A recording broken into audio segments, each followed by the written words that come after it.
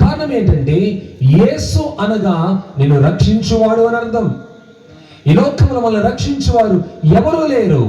నిన్ను రక్షించేది యేసు క్రీస్తు ప్రభువు వారు మాత్రమే. వెండి బంగారాలు, ధనధాన్యాలు, భోగభాగ్యాలు దేవుని బిడ్డలారా ఏ మనిషిని కాపాడలేవు, ఏ మనిషిని రక్షించలేవు.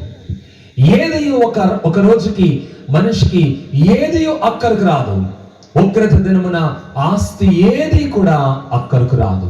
కనుక ఆ భయంకరమైనటువంటి రాబోవు ఉగ్రత నుండి, రాబోవు కీడు నుండి, రాబోతున్నటువంటి ఆ భయంకరమైన శోధన కాలము నుండి వాళ్ళని తప్పించేవారు ఎవరంటే ప్రభు అయినటువంటి యేసు క్రీస్తు వారు. కాబట్టి రాత్రి ప్రభు అయినటువంటి యేసు క్రీస్తు వారు మీతో మాట్లాడుతున్నటువంటి మాటలు, ప్రభు అయిన యేసు క్రీస్తు వారి యొక్క విలువైనటువంటి మాటలు ఆలకిస్తున్న ప్రియమైనటువంటి దేవుని బిడ్డలారా, ఈ వాక్యమును గైకొన్నట్లయితే, దేవుని వాక్యమునకు మన జీవితంలో చోటిచ్చి, దేవుని మాటకు మన జీవితంలో అత్యధికమైనటువంటి ప్రాధాన్యతనిచ్చి, దేవుని బిడ్డలారా దేవుని వాక్యం మనం అనుసరించినట్లయితే దేవుడికి సెలవిస్తున్న మాట ఏమిటంటే, నేను నిన్ను రాబోతున్నటువంటి శోధన కాలములో నేను ఖచ్చితంగా కాపాడేదను. దేవుని బిడ్డలారా దేవుడు కాపాడువాడు, నీతిమంతులను కాపాడుతాడు. దేవుని యొక్క వాక్యాన్ని మనము చదువుకుంటూ కాస్త ముందుకు వెళదాం. పేతురు రాసిన 2వ పత్రికలో మనకు వాక్యాన్ని మనం చదువుకుందాన్ని త్వరగా చెప్పి ముందుకు వెళ్తున్నాను. వెనక దైవజనులు దేవుని యొక్క వాక్యాన్ని అందించడానికి ఉన్నారు కనుక పేతురు రాసినటువంటి 2వ పత్రిక 2వ అధ్యాయము అక్కడ మనము 9వ వచనాన్ని మనము దృష్టి పెట్టి చదివినట్లయితే, భక్తులను శోధనలో నుండి తప్పించుటకును. ఆమె చెప్పండి ఎవరిని? భక్తులను. భక్తులు అంటే ఎవరు? దేవుని యొక్క వాక్యమును గైకొను వారు. దేవుని వాక్యాన్ని ఆలకించే వారందరూ భక్తి పరులు కాదు. దేవుని వాక్యమును ఆలకించు ప్రతి ఒక్కరూ దేవుని వాక్యాన్ని గైకొనరు. మరి దైవ గ్రంథం ఏం చెప్తుంది? ఈ మాటలు విని, ఈ ప్రవచన గ్రంథముల మాటలు వినువారు, వాటిని గైకొను వారు, వాటిని పాటించువారు మరీ ధన్యులని చాలా స్పష్టంగా రాయబడి ఉంది. కనుక ఈ శ్రేష్టమైనటువంటి మాటలు వినువారు, దాన్ని చదువువారు ధన్యులే, కానీ దాన్ని గైకొను వారు మరీ ధన్యులని దేవునికి వాక్యాన్ని మనం చదువుతున్నాం. దేవునికి స్తోత్రం. కాబట్టి ఈ విలువైనటువంటి మాటలు మనం గైకొన్నట్లయితే ఈ లోకములో మన జీవితము ధన్యకరంగా మారుతుంది. దేవుని మాటలు ఎవరైతే గైకొంటారో, దేవుని మాటలు ఎవరైతే అనుసరిస్తారో, అనుసరించు ప్రతి ఒక్కరిని దేవుడు ప్రతి విధమైన శిక్ష నుండి, ప్రతి విధమైన కీడు నుండి, ప్రతి విధమైన శోధన నుండి ఆయనే మనల్ని సురక్షితంగా కాపాడే గొప్ప దేవుడై ఉన్నారు. కనుక దేవుని బిడ్డలారా ఈ పేతురు రాసినటువంటి 2వ పత్రిక ఈ 2వ అధ్యాయము మనము 6వ వచనం నుండి మనము చూసినట్లయితే అక్కడ మనం చదువుతున్నాము, ఆయన సొదొమ గొమొర్రా పట్టణములను భస్మము చేసి ముందుకు భక్తిహీనులకు వాటిని దృష్టాంతరములుగా ఉంచుటకై వాటికి నాశనము విధించి దుర్మార్గుల కామ వికారయుక్తమైన నడవడి చేత బహు బాధపడిన నీతిమంతుడగు లోతును దేవుడు తప్పించెను. Praise the lord. ఎవరు తప్పించబడ్డారని? ఇక్కడ నీతిమంతుని కుటుంబం తప్పించబడింది. నీతిమంతుడైన వ్యక్తిని దేవుడు భక్తిహీనులతో సమానంగా చూడలేదు. నీతిని కాపాడుకున్న వ్యక్తి, యథార్థతను కాపాడుకున్న వ్యక్తి, పరిశుద్ధతను కాపాడుకున్న వ్యక్తి, దేవుని బిడ్డలారా అతని నీతికి తగినటువంటి ఫలితాన్ని దేవుడు అతనికి దయచేసి ఉన్నారు. నీతిని అనుసరించిన వ్యక్తి, నీతిని ప్రేమించిన వ్యక్తి, నీతిగా నడుచుకున్నటువంటి వ్యక్తి, దేవుని బిడ్డలారా అతని నీతిని బట్టి దేవుడు అతన్ని ఒక దినాన్ని సురక్షితంగా కాపాడి ఉన్నారు. దేవుని బిడ్డలారా అతను నీతిమంతుడై భక్తిహీనుల ఇతరుల యొక్క దుర్మార్గుల కామ వికారయుక్తమైనటువంటి నడవడి చేత ఉన్నటువంటి ఆ మనుషుల విషయంలో అతడు చాలా బాధపడ్డాడు.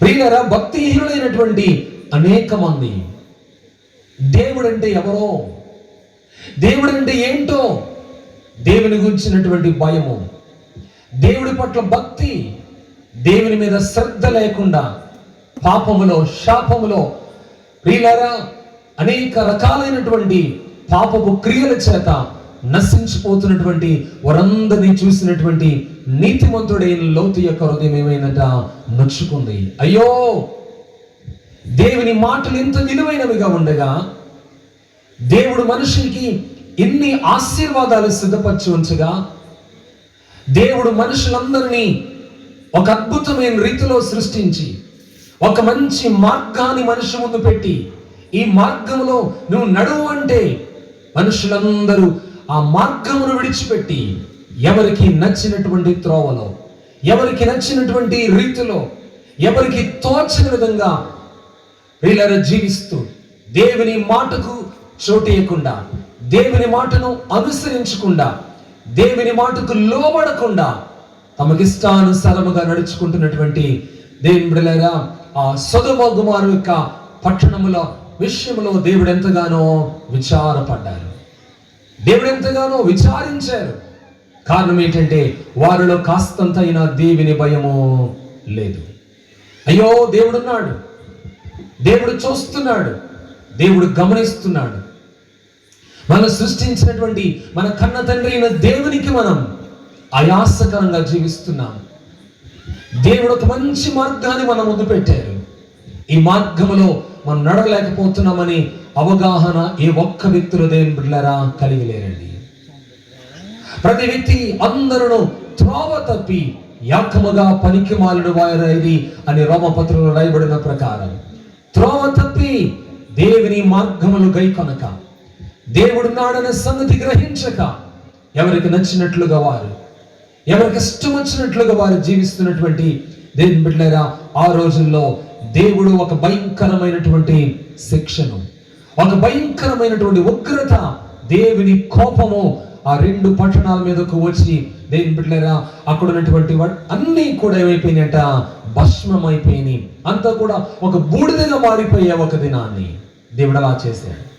కారణం ఏంటంటే దేవుడు వారిని అనేక రీతులుగా హెచ్చరించిన, అనేక రీతులుగా దేవుడు వారితో మాట్లాడినప్పటికీ కూడా వారు దేవుని యొక్క మాటను లెక్క చేయకుండా, దేవుని మాటను అంగీకరించకుండా, దేవుని మాటను గైకొనకుండా తమకిష్టానుసారంగా నడుచుకుంటున్నటువంటి వారి ఆ భక్తిహీనుల మీదకు దేవుని తీర్పు, దేవుని ఉగ్రత దేవుడు చెప్పినట్లుగా రాని వచ్చింది. దేవుని బిడ్డలారా, ఆ ప్రాంతంలో ఆ యొక్క పట్టణంలో మనం ఒక వ్యక్తిని చూస్తాము. ఇతడు లోతు. ఈ లోతు యొక్క జీవితం, ఇతడు ఎలాంటి వాడు దైవ గ్రంథం మనం చదువుతున్నామంటే ఇతడు భక్తి కలిగినటువంటి వ్యక్తి కనుక అతడు నీతిమంతుడుకు లోతును దేవుడు తప్పించారు. రాయబడిన 8వ వచనంలో ఆ నీతిమంతుడు వారి మధ్య కాపురముండి తాను చూచిన వాటిని బట్టి, వినిన వాటిని బట్టి వారి అక్రమమైన క్రియల విషయంలో దినదినము నీతిగల తన మనస్సు నొప్పించుకొనుచూ వచ్చాను. దేవుని బిడ్డలారా, వారి విషయంలో చాలా విచారపడుతున్నాడు. కారణం ఏంటంటే, అయ్యో ప్రజలు దేవుని మార్గాన్ని విడిచిపెట్టి, దేవుని త్రోవలను విడిచిపెట్టి, దేవుని మాటను వినకుండా, ఆలకించకుండా తమకిష్టమైనటువంటి రీతిలో వారు తొలగిపోయి జీవిస్తున్నారని చెప్పి అక్రమ క్రియల విషయంలో దినదినము తన మనస్సు ప్రియులారా నొచ్చుకుంటూ వచ్చింది. మన వాక్య భాగం చూసినట్లయితే భక్తులను శోధనలో నుండి తప్పించువాడు. Praise the lord. చెప్పండి, ఎవరిని? భక్తులైన వారిని, దేవుని యందు భయభక్తులు కలిగి జీవించిన వారిని. దేవుని బిడ్డలారా, వారి జీవితంలో ఎలాంటి శోధన వచ్చినా, లేకపోతే వారి జీవిత కాలంలో వారిని ఎలాంటి శోధనకరమైన పరిస్థితులు ఆవరించినప్పటికీ కూడా ప్రియులారా, సజీవుడైన దేవుడు, సర్వశక్తి కలిగినటువంటి దేవుడు వారికి ఉన్నటువంటి ప్రతి శోధన నుండి, వారు పీడించబడుతున్న ప్రతి శోధన, ప్రతి బాధ నుండి, ప్రతి విచారము నుండి దేవుడు తప్పించుటకును, రక్షించుటకును దేవుడు సమర్థుడై ఉన్నారు. రెండు విషయాలు మనకు అర్థమవుతున్నాయి. 10వ వచనంలో మనం చదివినట్లయితే 9-10 వచనాల్లో భక్తులను, తర్వాత రాయబడింది అక్కడ దుర్నీతి పరులను. 2వ లైన్లో ఉంది భక్తులను శోధనను తప్పించుటకును అన్న దగ్గర ఒక కామ ఉంది. ఆ తర్వాత రాయబడింది దుర్నీతి పరులను, ముఖ్యముగా మలినమైన దురాశ కలిగి శరీరానుసారముగా నడుచుకొనుచు ప్రభుత్వమును నిరాకరించుచు శిక్షలో ఉంచబడిన వారిని తీర్పు దినము వరకు కావలిలో ఉంచుటకును ప్రభువు సమర్థుడు. హల్లెలూయా. ప్రభువు సమర్థుడు అనే మాట మనం గమనించినప్పుడు భక్తులను తప్పించుటకు దేవుడు సమర్థుడు. దేవుడు అదే సమయంలో మనము చూసినట్లయితే దుర్నీతి పరులకు తగినటువంటి శిక్ష దేవుడు విధిస్తాడు. ఇక్కడ మనం దుర్నీతి పరులను చూస్తున్నాము, భక్తులను చూస్తున్నాము. దేవుని వాక్యాన్ని గైకొన్న వ్యక్తిని మనం చూస్తున్నాము, దేవుని వాక్యాన్ని గైకొనలేని వారిని మనం చూస్తున్నాము. చివరికి దేవుని మాట గైకొన్న వారి పరిస్థితి ఏమైందో మనం చూసాము. లోతును, అతని కుటుంబాన్ని దేవుడు ఆ భయంకరమైనటువంటి ఒక దినాన్ని పైనుండి ఆకాశం నుండి కురవబడినటువంటి అగ్ని గంధకములు ఆ ప్రాంతమునంతటా కూడా కురిచినప్పుడు దేవుడు సురక్షితంగా లోతును, అతని కుటుంబాన్ని దేవుడు వెలుపలకు రప్పించి దేవుడు లోతును కాపాడలేదా? హల్లెలూయా. అవును, దేవుడు సమర్థుడు. భక్తులను శోధనలో నుండి తప్పించుటకు దేవుడు శక్తివంతుడై ఉన్నాడు. దేవునికి మహిమ కలుగును గాక. దేవుని బిడ్డలారా, దేవుని కలిగి లేకపోతే మన జీవితంలో, దేవుని బిడ్డలారా, ప్రభువు మన జీవితంలో ఆధారం చేసుకుని వెళ్ళకపోతే మనం రక్షించే నాదుడు లేడు, మనం విమోచించే నాదుడు లేడు. ఇది నాన్న మనకేమున్నాయేమి కలిగి లేకపోయినా ప్రభువును బట్టి నేను విమోచించబడ్డాను అని మనం సంతోషంగా దేవునికి ప్రేమ మహిమకరంగా మనం జీవిస్తున్నాం కదా. దేవునికి స్తోత్రం. దేవుని బిడ్డలారా, యేసయ్యను విమోచించారు పితరుల శాపము నుండి, భయంకరమైనటువంటి లోక మలినము నుండి. ఈ లోక మాటలు నా చెవికి పడకుండా, ఈ లోకములో నేను నశించిపోకుండా, భక్తిహీనులతో నేను ఒక వ్యక్తిగా మిగిలిపోకుండా యేసయ్యను విమోచించారని ఈరోజు ఎంతమంది సంతోషిస్తున్నారు? గట్టిగా దేవునికి స్తోత్రాలు చెల్లిద్దాం. హల్లెలూయా. యేసయ్య మనల్ని విమోచించకపోతే, యేసయ్య తన కృప మన మీద చూపించకపోతే, ఆయన ప్రేమను మనము గుర్తెరగకపోతే, చెప్పండి దేవుని బిడ్డలారా, మనం ఈరోజు ఏ స్థితిలో ఉండేవాళ్ళం? భక్తిహీనులతో పాటు భక్తిహీన స్థితిలోనే, చీకటిలోనే, ఆ మరణకరమైన పరిస్థితిలోనే మనము జీవించవలసిన వారమై ఉన్నాం. కానీ దేవుని ప్రేమ మన ఎడల ఎంతో గొప్పగా ఉంది గనుక, ఆ దేవుని కరుణ కటాక్షం మన పట్ల ఉంది గనుక మనం నశించిపోయి ఆయనకి ఎంత మాత్రం కూడా ఇష్టం లేక యేసయ్య మనలను తన విలువైనటువంటి రక్తాన్ని ధారపోసి ఆయన మనలను వెలపెట్టి ఆయన కొనుక్కున్నారు. దైవ గ్రంథం రాయబడి ఉంది కదా, ఇదిగో మీరు వెండి బంగారముల వంటి క్షయమైన వస్తువుల చేత మీరు విమోచింపబడలేదు. హల్లెలూయా.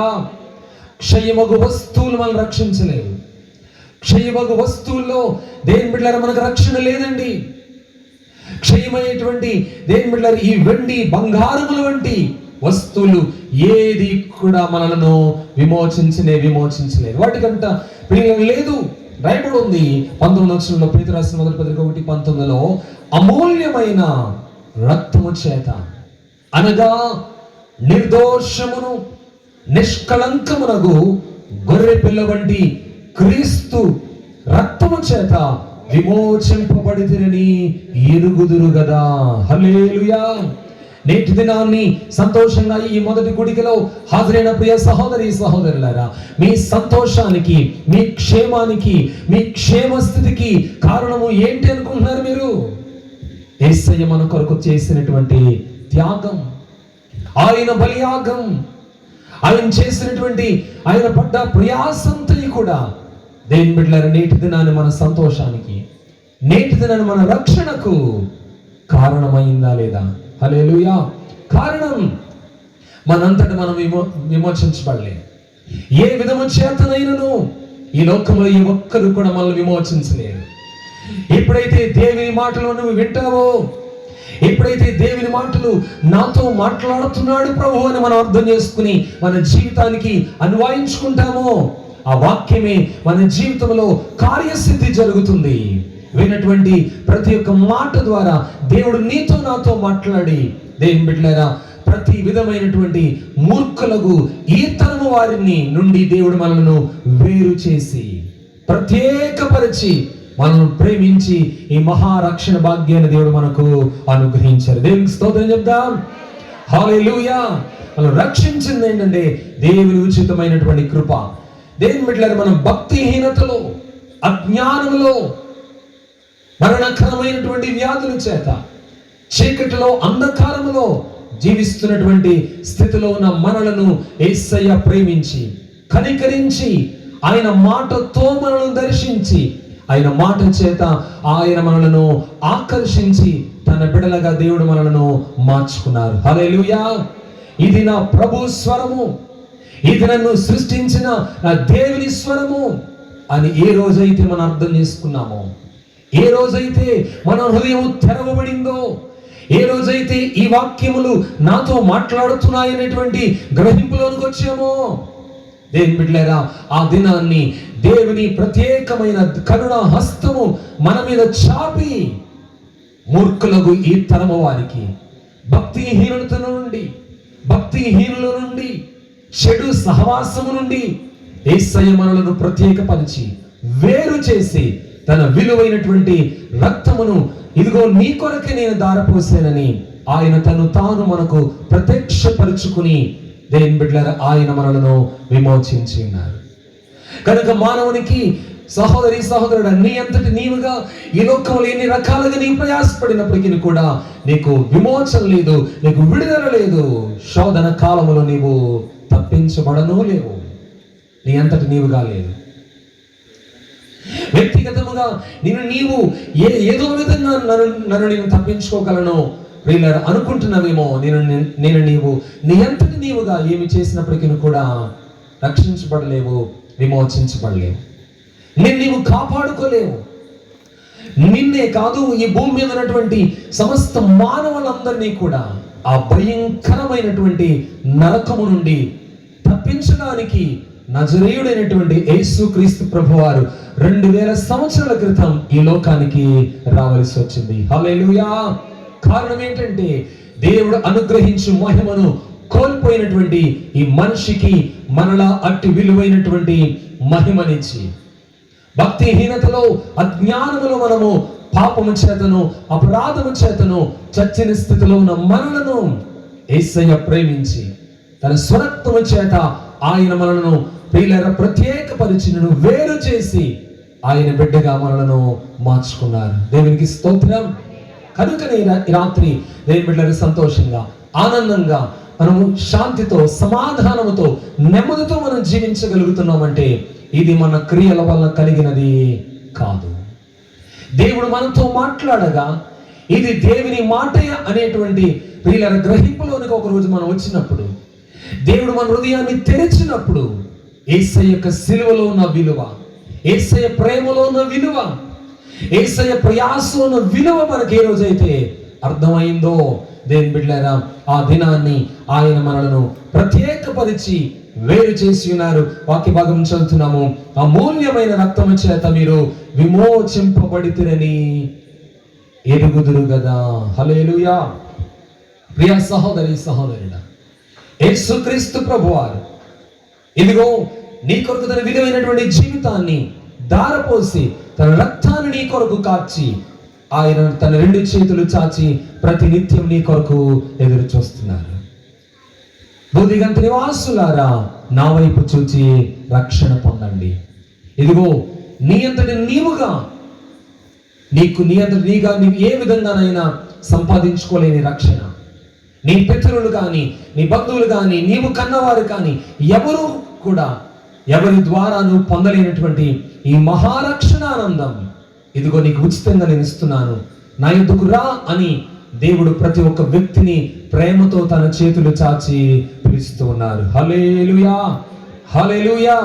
ఎవరైతే గ్రహించి దేవుని బిడ్డలే ఈ రాత్రి యేసు ప్రభువారు నాతో మాట్లాడుతున్నారు, ఆయన మార్గములో, ఆయన త్రోవలను అనుసరించి నేను నడుచుకొనవలనని తమ హృదయాన్ని దేవుని తట్టు త్రిప్పి దేవునికి వారి యొక్క హృదయాలు సమర్పించి దేవుని వెంబడించినట్లయితే నీవు ఈ భూలోకమంతటి మీదకి రాబోతుంది ఒక భయంకరమైనటువంటి శోధన కాలం. ఆ భయంకరమైన శోధన కాలంలో దైవవాక్యం సెలవిస్తుంది కదా, నేను నిన్ను కాపాడేదను. చెప్పండి, ఎవరిని? ఈ మాటలు ఎవరైతే గైకొంటారో, దేవుని మనసును ఎవరైతే అర్థం చేసుకుంటారో, దేవుని మాటను ఎవరైతే తమ జీవితానికి అన్వయించుకుంటారో, అటు వారందరిని దేవుడు సురక్షితంగా కాపాడు దేవుడై ఉన్నారు. ఇది వాక్య భాగంలో చూసాము 2వ పేతురు పత్రికలో. లోతు కుటుంబాన్ని, లోతును దేవుడు, నీతిమంతుడైన లోతును దేవుడు కాపాడలేదా? నీతిమంతుడైన లోతును దేవుడు రక్షించలేదా? భయంకరమైన శోధన నుండి దేవుని బిడ్డలారా దేవుడు తప్పించినట్లుగా, రక్షించినట్లుగా ఒక వాక్య భాగాన్ని మనం చదువుకుందాం. హెబ్రీయులకు రాసిన పత్రిక 2వ అధ్యాయము, అక్కడ మనం 18వ వచనాన్ని మనం చూసినట్లయితే రాయబడింది, తాను శోధింపబడి శ్రమ పొందెను గనుక శోధింపబడు వారికి సహాయము చేయ గలవాడై ఉన్నాడు. ఆమేన్. యేసయ్య శోధించబడ్డారు. ప్రియులారా, అనేక శోధనలు యేసయ్య శరీరధారిగా ఈ భూమి మీద ఉన్నప్పుడు పలు రీతులుగా ప్రభువారు శోధించబడ్డారు. మనుషులు అనేక మంది ఆయన శోధించారు. దేవుడు అపవాది చేత యేసు ప్రభువారు శోధించబడ్డారు. వాక్య భాగంలో చూస్తున్నాం ఇక్కడ, తాను శోధింపబడి శ్రమ పొందెను. చెప్పండి, ఎందుకొరకు? శోధింపబడి వారికి సహాయము చేయగలిగిన వాడై ఉన్నారు. Praise the lord. శోధన నుండి నిన్ను కాపాడే దేవుడు, శోధన కాలము నుండి నిన్ను తప్పించడానికి ఆయన శోధింపబడి వారికి సహాయము చేయగలిగిన గొప్ప దేవుడై ఉన్నారు. హల్లెలూయా. కాబట్టి ఈ లోకం మీదకి ఒకానొక దినాన్ని, ఒకానొక సమయానికి ఒక భయంకరమైనటువంటి శోధన ఒకటి రాబోతుందని దైవ చరిత్ర చెప్తుంది. ప్రభు రాకడలో, ఆయన రాకడ కంటే ముందు భయంకరమైనటువంటి శోధన రాబోతుంది. అయితే ఎవరైతే దేవుని యొక్క వాక్యాన్ని గైకొంటారు, ఈ దైవ గ్రంథంలో ఉన్నటువంటి మాటల ప్రకారంగా ఎవరైతే నడుచుకుంటారు, నీ మీదకి ఎలాంటి శోధన వచ్చినా, ఒక భయంకరమైన దినాన్ని, ఎంతటి భయంకరమైన శోధన నీ మీదకి రాబోతున్నప్పటికీ కూడా ఏ ఒక్కరు నేను రక్షించలేరు, ఏ ఒక్కరు విమోచించలేరు. దేవుడు వాగ్దాన పూర్వకంగా చెప్తున్నారు, నేను నిన్ను తప్పిస్తాను, నేను నిన్ను కాపాడుతాను. ఈ లోకంలో మీకు ఎవరైనా ఇలా చెప్పారా? ఎన్నడైనా ఇలాంటి మాటలు మీరు విన్నారా? నీ జీవిత కాలం అంతా కూడా మరణం వరకు నేను నీకు తోడుగా ఉంటాను, ముదిమి వచ్చే వరకు నేను ఎత్తుకొనుచు, నేను చంకనెత్తుకుని నిన్ను మోసి నిన్ను పోషించి సంరక్షించువాడు నేనే. నీ జీవిత కాలంలో ఎలాంటి శోధనలకు వచ్చినా, ఎలాంటి ఇబ్బందులు వచ్చినా, వాటన్నిటి నుండి నేను నిన్ను తప్పించి, నేను నిన్ను రక్షిస్తాను, నేను నిన్ను కాపాడగలను అని మనతో మాట్లాడిన వారు ఇంతవరకు ఎవరిని కూడా లేరు. కాబట్టి ప్రభు అయిన యేసుక్రీస్తు వారు ప్రియులారా చాలా స్పష్టంగా చెప్తున్నారు ఏమనంటే, నేను నిన్ను రక్షిస్తాను, నేను నిన్ను కాపాడేదను. గత కాలంలో ఎన్నో దేవుని బిడ్డల విషయాలు మనం చూసాం, ఎన్నో విషయాలు మనం చెవులతో విన్నాం. ప్రియులారా, ధనము లేక కాదు, బలము లేక కాదు, ఐశ్వర్యం లేక కాదు, ఏమీ లేక కాదు, కానీ ఒక చిన్న వైరస్, ఒక చిన్న క్రిమి మనిషిని ఆవరించి మనిషి యొక్క శరీరంలోనికి వెళ్ళి ప్రియులారా ఎంత బలాఢ్యునైనా కృంగదీసి, ఎంతటి ధనవంతుడైనా కృంగదీసి, ప్రియులారా తన ప్రాణాన్ని కాపాడుకోవడానికి మనిషి చేయలేని ప్రయత్నాలు అంటూ ఏమీ కూడా లేవు. ఎన్నో లక్షలు ఖర్చు పెట్టి, ఎంతో దూరం తిరిగి, ఎన్నో రకాలుగా శ్రమ పడినప్పటికీ కూడా వేల మంది, కొన్ని లక్షల మంది వారి విలువైన జీవితాన్ని కాపాడుకోలేకపోయారు.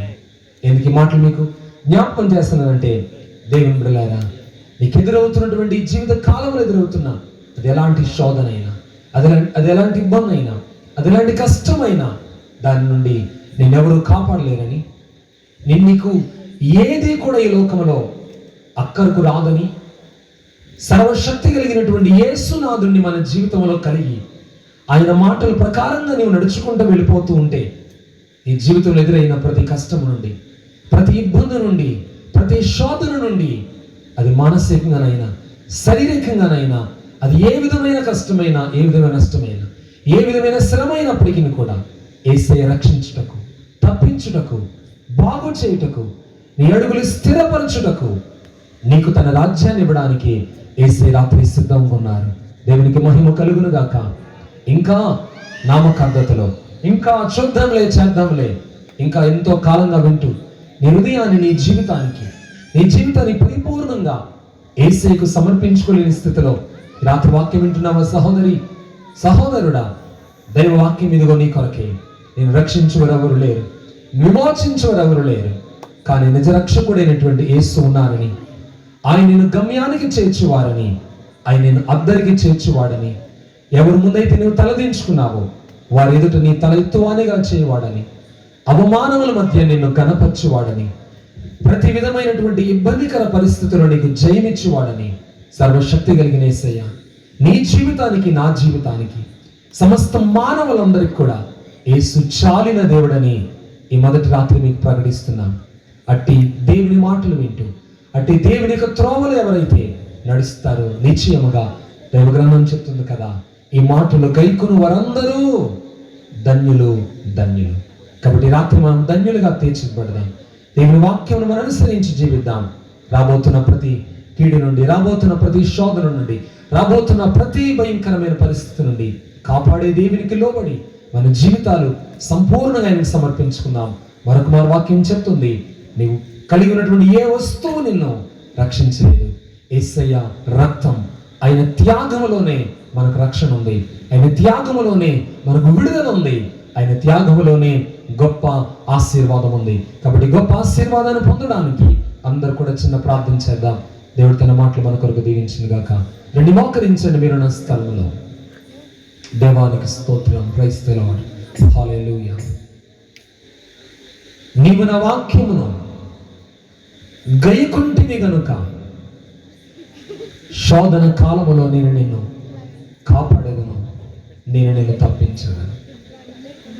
లోతును తప్పించిన దేవుడు, భక్తిహీనులకు వారి మీదకు దేవుడు ఆయన ఉగ్రతను వారి మీదకు రానించి నీతిమంతుడైన లోతును, భక్తులను శోధన నుండి, కీడు నుండి తప్పించుటకు దేవుడు సమర్థుడై ఉన్నాడు.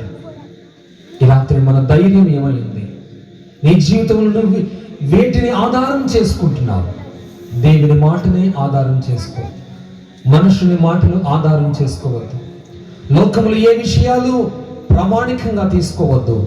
దేవుని వాక్యమునే ప్రామాణికంగా మనం తీసుకుని ఆ మాటల్ని అనుసరించి జీవించినట్లయితే నీ జీవితాన్ని యేసయ్య ఈ రాత్రి ఒక ధన్యకరంగా మార్చి నీకైనా తోడుగా ఉండి, నీడగా ఉండి, నీ జీవితానికి చాలిన దేవుడిగా ఉండి రాబోతున్న దినాల్లో, రాబో కాలంలో, నీ జీవిత కాలం అంతటిలో కూడా ఎదురవుతున్న ప్రతి శోధన నుండి, కీడు నుండి, బలహీనత నుండి అన్నిటిని తప్పించి నీ చెంత నిలిచి, ధైర్యం ఇచ్చి, ఆదరణించి తన సంరక్షణ నుండి నిన్ను కాపాడినట్లుగా అందరము ప్రార్థన చేద్దాం. దేవానికి స్తోత్రం, స్తోత్రం, స్తోత్రం. Praise the lord, praise the lord, praise the lord. అందరూ ప్రార్థన చేద్దాం, ప్రార్థన చేద్దాం, ప్రార్థన చేద్దాం.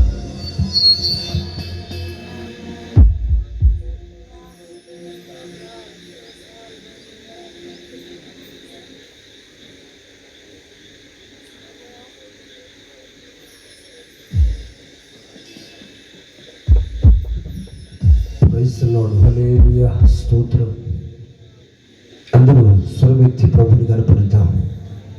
స్వరమెత్తి అందరూ స్వరమెత్తి యేసయ్యా, యేసయ్యా, మీరు ఈ రాత్రి మీరు మాతో మాట్లాడుతుండగా అయ్యా, కాదనకుండా, నీ మాటను త్రోసివేయకుండా పరిపూర్ణంగా లోపడగలిగే మనసు మాకు ఇవ్వండి ప్రభు అని అందరూ వేడుకుందాం, స్వరమెత్తి వేడుకుందాం.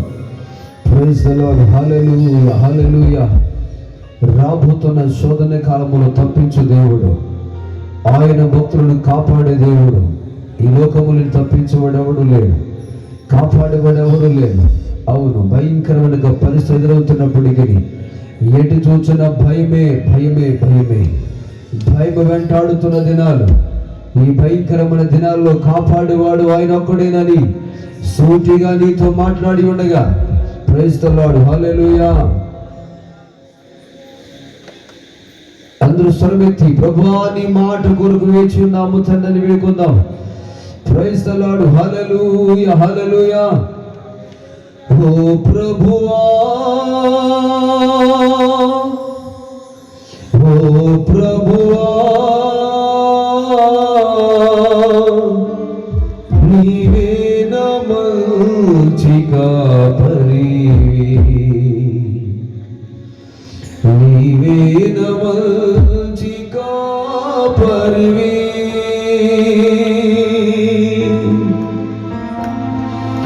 ఓ ప్రభువా, ఓ ప్రభువా, ఓ ప్రభువా, ఓ ప్రభువా, నీవే నా మంచి కాపరివి, నీవే నా మంచి కాపరివి, నీవే నా మంచి కాపరివి, నీవే నా మంచి కాపరివి. ఓ ప్రభువా, అందరూ చప్పట్లు కొడుతూ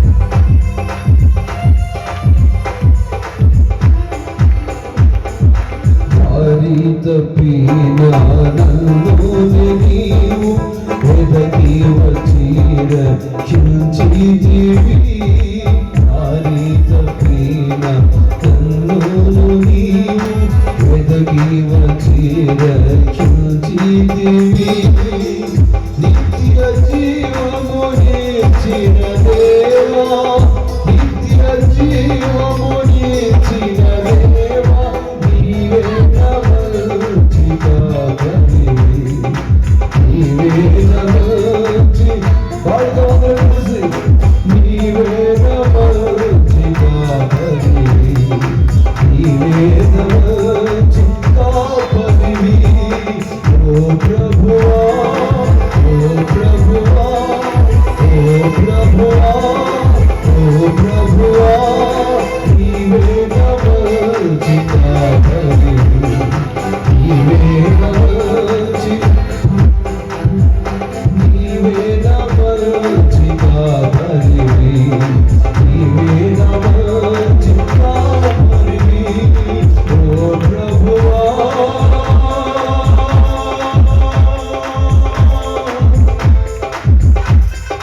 ప్రధాన కాపరిగా నీవు నాకు ప్రత్యక్షమగువా గడియలో, ప్రధాన కాపరిగా నీవు నాకు ప్రత్యక్షమగువా గడియలో, నన్ను నీవు మరువని దేవా, నన్ను నీవు మరువని దేవా, నీవే నా మంచి కాపరివి, నీవే నా మంచి కాపరివి, నీవే నా మంచి కాపరివి, నీవే నా మంచి కాపరివి. ఓ ప్రభువా, ఓ ప్రభువా, ఓ ప్రభువా, ఓ ప్రభువా, నీవే నా మంచి కాపరివి, నీవే నా మంచి కాపరివి, నీవే నా మంచి కాపరివి, నీవే నా మంచి కాపరివి. ఓ ప్రభువా, ఓ ప్రభువా, ఓ ప్రభువా, ఓ ప్రభువా, నీవే నా మంచి కాపరివి, నీవే నా మంచి, నీవే నా మంచి కాపరివి, నీవే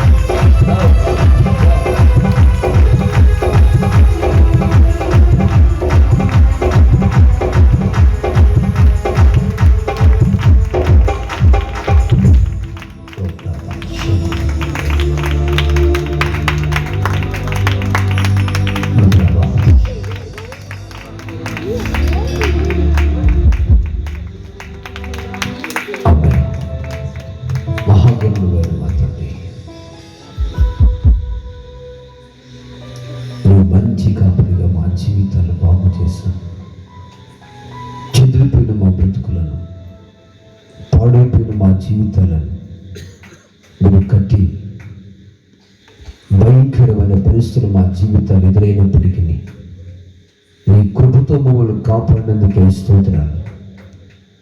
దారి తప్పు తిరుగుతున్న మా జీవితాలు బాగు చేసిన తండ్రి నీకే స్తోత్రం.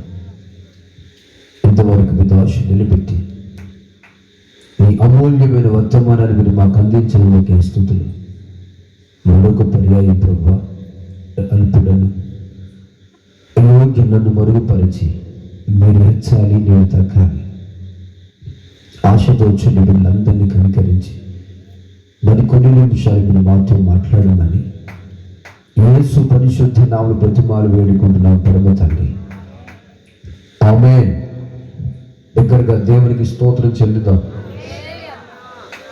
హల్లెలూయా, హల్లెలూయా.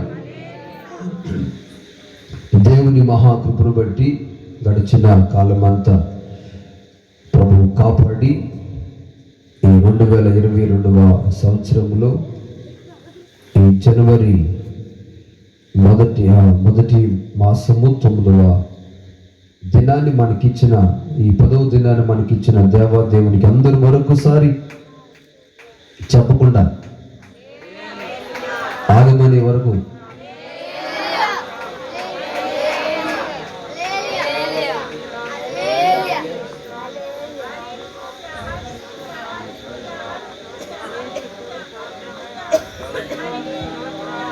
దేవునికి స్తోత్రం.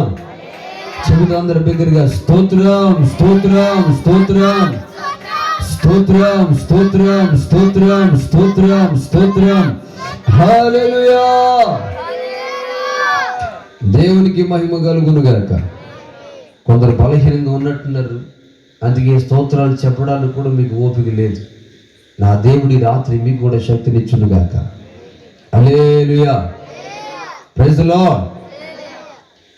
ఒకసారి అలలి చెప్పమంటే ఒక ఆయన అనుకున్నాడంటే ఆ బుద్ధి జ్ఞానం లేదు పాస్టర్ గారు అతమాట అలలి చెప్పమంటే ఈయన అని చెప్పినప్పుడల్లా ఇసుకునివాడట. లేఖనం చెబుతుంది పురుషులు చేతులు ఎత్తి అలలి చెప్పాలని. ఈ చెప్పినప్పుడు ఇతను ఇసుకునివాడట. సరే మొత్తానికి ఎంత చెప్పిన వినట్లేదు.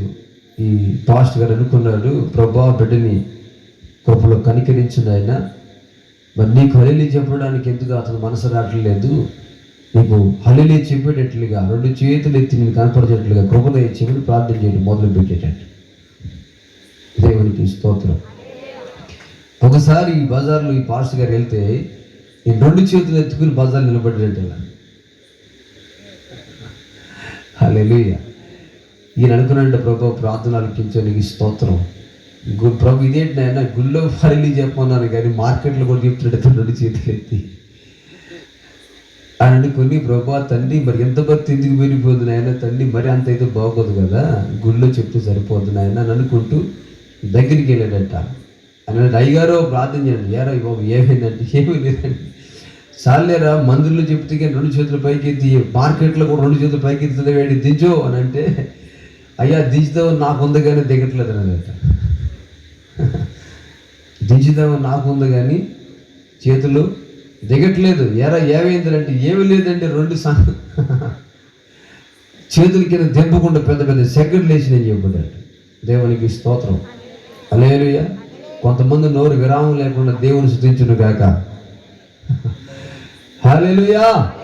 మరొకసారి చెప్దామా గట్టిగా? దేవునికి స్తోత్రం. ప్రభు మీకు మంచి ఆరోగ్యం ఇచ్చాడు. దేవునికి మహిమ కలుగును గాక. ప్రభునందు పిల్లలు ఎంతవరకు చక్కని సందేశాన్ని మనం విన్నాం. దేవుని వాక్యం మన జీవితాలను రాబోతున్నటువంటి శిక్ష నుంచి కాపాడేది, రాబోతున్నటువంటి పరిస్థితి నుంచి కాపాడేది. ఆ దేవుని వాక్యానికి మనం తల ఉంచినప్పుడు, ఆ మాటను మన జీవితాల్లో స్వీకరించుకున్నప్పుడు, ఆ వాక్యమే మన బ్రతుకులను నూతన పరిచేది. దేవునికి స్తోత్రం. మరి ఇక ఉద్యోగ సభలు సడన్గా మరి ప్రకటన జరిగింది, అది మీకు తెలుసు.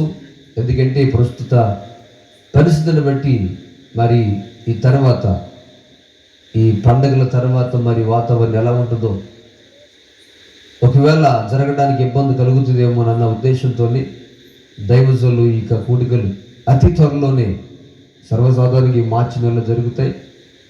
కానీ ముందుగా పెట్టడం గల కారణం ఏంటంటే మీ అందరి క్షేమం కోరి దేవునికి స్తోత్రం. ఎందుకంటే ఈ సభలు ద్వారా సంఘం ఉజ్జీవపడుతుంది అనే ఒక ప్రాముఖ్యమైన ఉద్దేశంతోనే మిమ్మల్ని ప్రేమించి ఆధ్యాత్మికంగా మీ జీవితాలను దృష్టిలో పెట్టుకుని కష్టమైనప్పటికీ తప్పక జరిగించాలన్న ఉద్దేశంతో సభలు ప్రారంభించబడ్డాయి. అయినప్పటికీ ఎంత త్వరగా తక్కువ టైంలో చెప్పినప్పటికీ మీరందరూ స్పందించి ఏకీపించి ఈ సభలకు వచ్చిన మీ అందరికీ ప్రభు యేసుక్రీస్తు నామములో నా హృదయపూర్వకమైన శుభవందనాలు మీ అందరికీ తెలియజేస్తూ ఉన్నాను. అందరికీ వందనాలు. దేవునికి స్తోత్రం. ఈ సమయాన్ని మాకు ఇచ్చినటువంటి దైవజనులు పెద్దలు ఆత్మీయులు వారికి నా హృదయపూర్వకమైన శుభంగా తెలియజేస్తూ ఉన్నాను. అలాగే ఇంతవరకు చక్కని సందేశాన్ని ఇచ్చినటువంటి దైవజనులు హల్లెలూయా తమ్ముడు ప్రసన్న కూడా నా హృదయపూర్వకమైన శుభవందనాలు తెలియజేస్తూ ఉన్నాను. దేవునికి స్తోత్రం. మీతో పాటు పాలు పొందడానికి ఈ మహిమ గల పరిచర్లు నాకు అవకాశం ఇచ్చిన దేవునికి మహిమ కలుగును గాక. హల్లెలూయా. ప్రభునందు పిల్లరా, ఆశతో వచ్చాము, దేవుని స్థలంలో మనం కూర్చున్నాం. ఈ ఉద్యమమైన సభలలో మన బ్రతుకులు ఖచ్చితంగా దీవించబడాలి. ఎంతమందికి ఆశ ఉంది? ఓకే, కొంతమందికి అవసరం లేదట్లే అండి. నా మాట అర్థం కాలేదా? ఈ సభలలో దీవించబడిన ఆశ ఎంతమందికి ఉంది? ఈ సభల ద్వారా నేను నా కుటుంబానికి ఆశీర్వాదం కలగాలని ఆశపడ్డ వాళ్ళ దేవుని స్తోత్రం చెల్లిందా? హల్లెలూయా. ప్రభునందు పిల్లరా, సభలో అనగా ఇది పండగలు కాదు, ప్రతి సంవత్సరం జరిగించుకునేవి కాదు. ఈ కూడికల ద్వారా జరిగేది ఒకటే, అది మనకు మన కుటుంబాలకు ఆధ్యాత్మికమైన భౌతికమైన ప్రతి ఆశీర్వాదానికి ఇది ఒక మూలం. ఇలాంటి సభల ద్వారా అనేక పర్యాయాలు దేవుడు ఎన్నో అద్భుతాలు జరగడం మేము విన్నాం. సభల్లో ప్రభు మాట్లాడటం, వివాహాలు లేనటువంటి వారి వివాహాలు జరిగాయి, బిడ్డలైనటువంటి వారికి దేవుడు వాగ్దానం ఇవ్వడం, ఆ తర్వాత సంవత్సరానికి వాళ్ళకు దేవుడు సంతానం ఇవ్వడం, ఇలాంటి విషయాలు ఎన్నో గత సంవత్సరాల్లో అది మీరు అనుభవించారు, మేము విన్నాం. దేవునికి స్తోత్రం. పిల్లరా, దేవుని సన్నిధి, అందుకే ఈ 3 రాత్రులు ప్రభుతో గడపడం, ప్రభుని ఆరాధించడం, ప్రభుని కనపరచడం. నువ్వు యథార్థంగా దేవుని ఆరాధించేటప్పుడు, ప్రభుని కనపరిచేటప్పుడు, నువ్వు ఎలాంటి పరిస్థితులు వచ్చిన వ్యక్తులైనా సరే ఈ కూడికల ద్వారా నా దేవుడు నీ బ్రతుకులో గొప్ప కార్యములు చేయునుగాక. చేయడానికి సమర్థుడు. దేవునికి స్తోత్రం. హల్లెలూయా. ప్రతి పరిస్థితిని మార్చడానికి శక్తి గలవాడు ఆయన. నిన్ను, నీ కుటుంబాన్ని, నీ జీవితాన్ని, నీ బ్రతుకును మార్చడానికి దేవుడు గొప్పవాడు. దేవునికి స్తోత్రం. హల్లెలూయా. ఈ దినాన్ని మీ ముందు ఎలా ఉండడానికి గల కారణం ఈ సభలే. అది 2005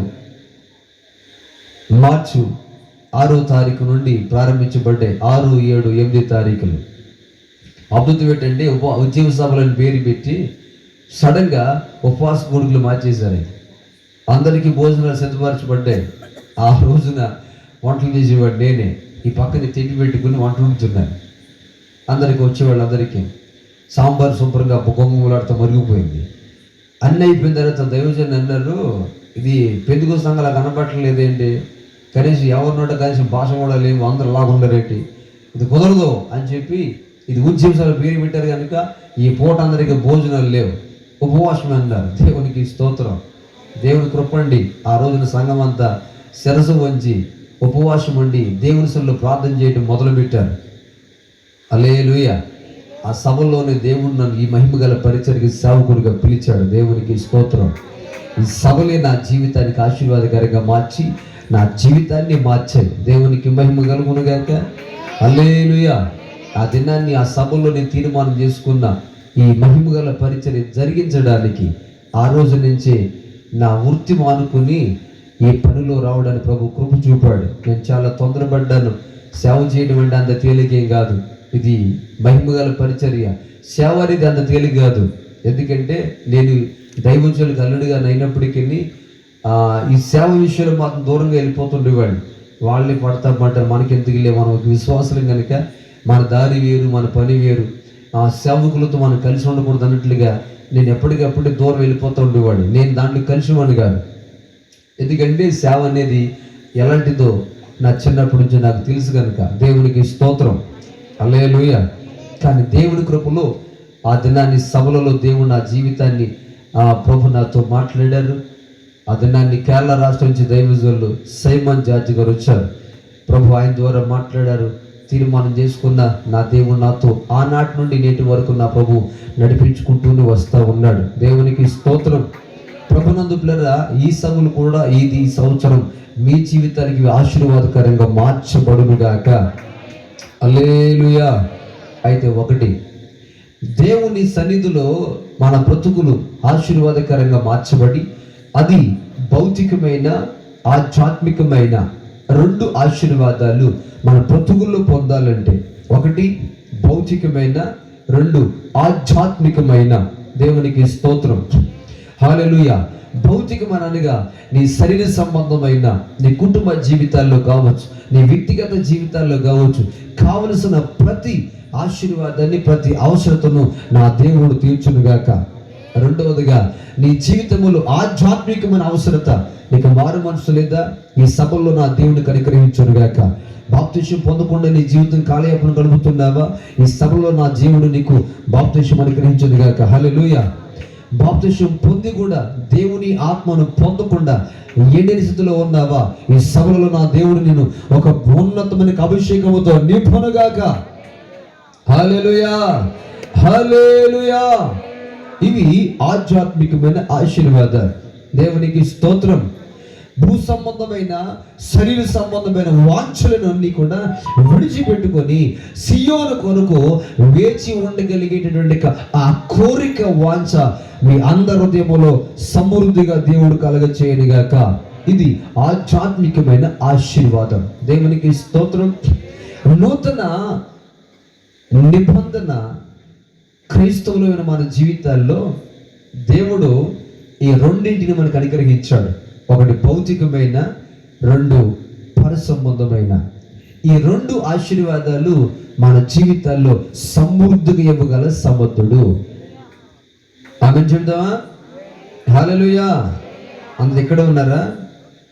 మిమ్మల్ని చూస్తున్నా. దేవునికి స్తోత్రం. హల్లెలూయా. సమయానికి ముగిస్తా, ఎక్కువ సమయం తీసుకోను. కొన్ని మాటలు జాగ్రత్తగా ధ్యానం చేద్దాం. దేవునికి స్తోత్రం. శ్రేష్టమైన వర్తమానమైన విన్నాం. అసలు నేను మాట్లాడే పని ఏమీ లేదు, కానీ అయినా సమయం ఉంది కనుక కొన్ని నిమిషాలు దేవుని మాటను ధ్యానం చేద్దాం. పిల్లరా, భౌతికమైన ఆధ్యాత్మికమైన ప్రతి ఆశీర్వాదాన్ని మనం పొందాలంటే మన జీవితాల్లో రెండు జరగాలి.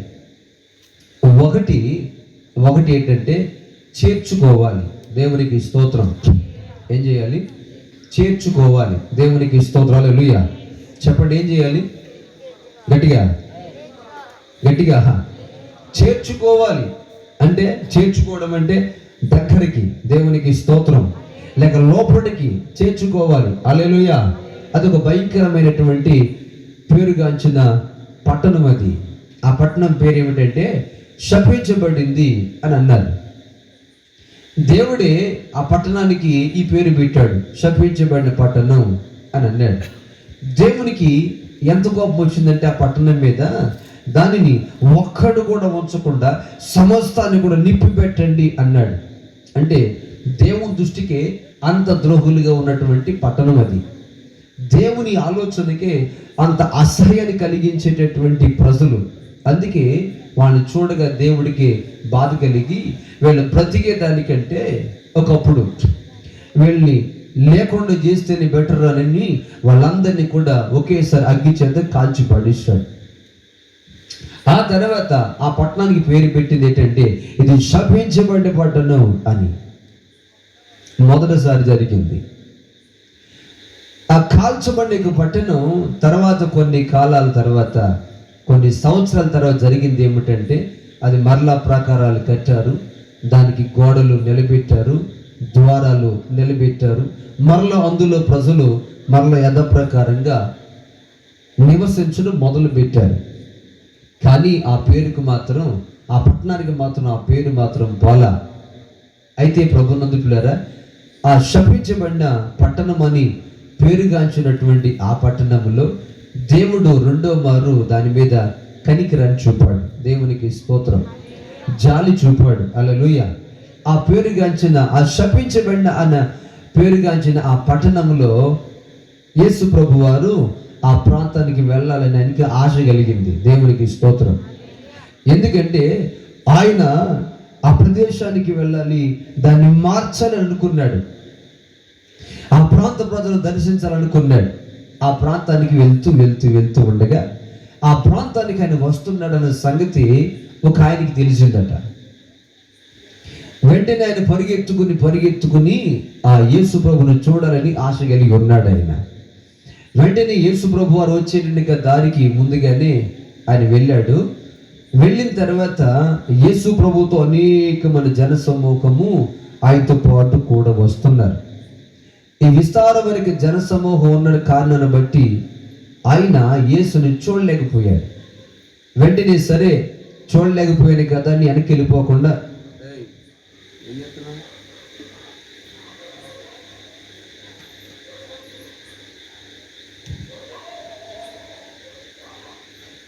Praise the lord. చూడలేకపోతున్నా, ఓకే యేసును చూడలేదు కదా అని వెళ్ళిపోలా. దేవునికి స్తోత్రం, హల్లెలూయా. కొంతమంది మీరు వచ్చారు చూసారా, చలిగా ఉన్నా కానీ మీరు ఏదో ఊహించి వచ్చి ఉంటారు, ఇక్కడ కూర్చొని వేస్తారో లేకపోతే ఏదో చేస్తారని. కానీ వచ్చిన మీకు ఏమి ఇక్కడ కింద బరకాలు వేస్తే పోనీలని కింద కూర్చున్నారు వెళ్ళిపోకుండా. మీరు ఎంత మంచివాళ్ళు, దేవునికి స్తోత్రం, హల్లెలూయా. అలాగే ఆయన కూడా ఏం చేశాడంటే కనబడలేదని చిరాకు పడి వెనక్కి వెళ్ళిపోలా. కొంతమంది చూడండి, వచ్చాం కానీ కూర్చో కూడా వెళ్ళేది వెనకాల, సార్లే ఎక్కడ వచ్చినట్టు మానేసినట్టు అని వెళ్ళిపోతుంటారు.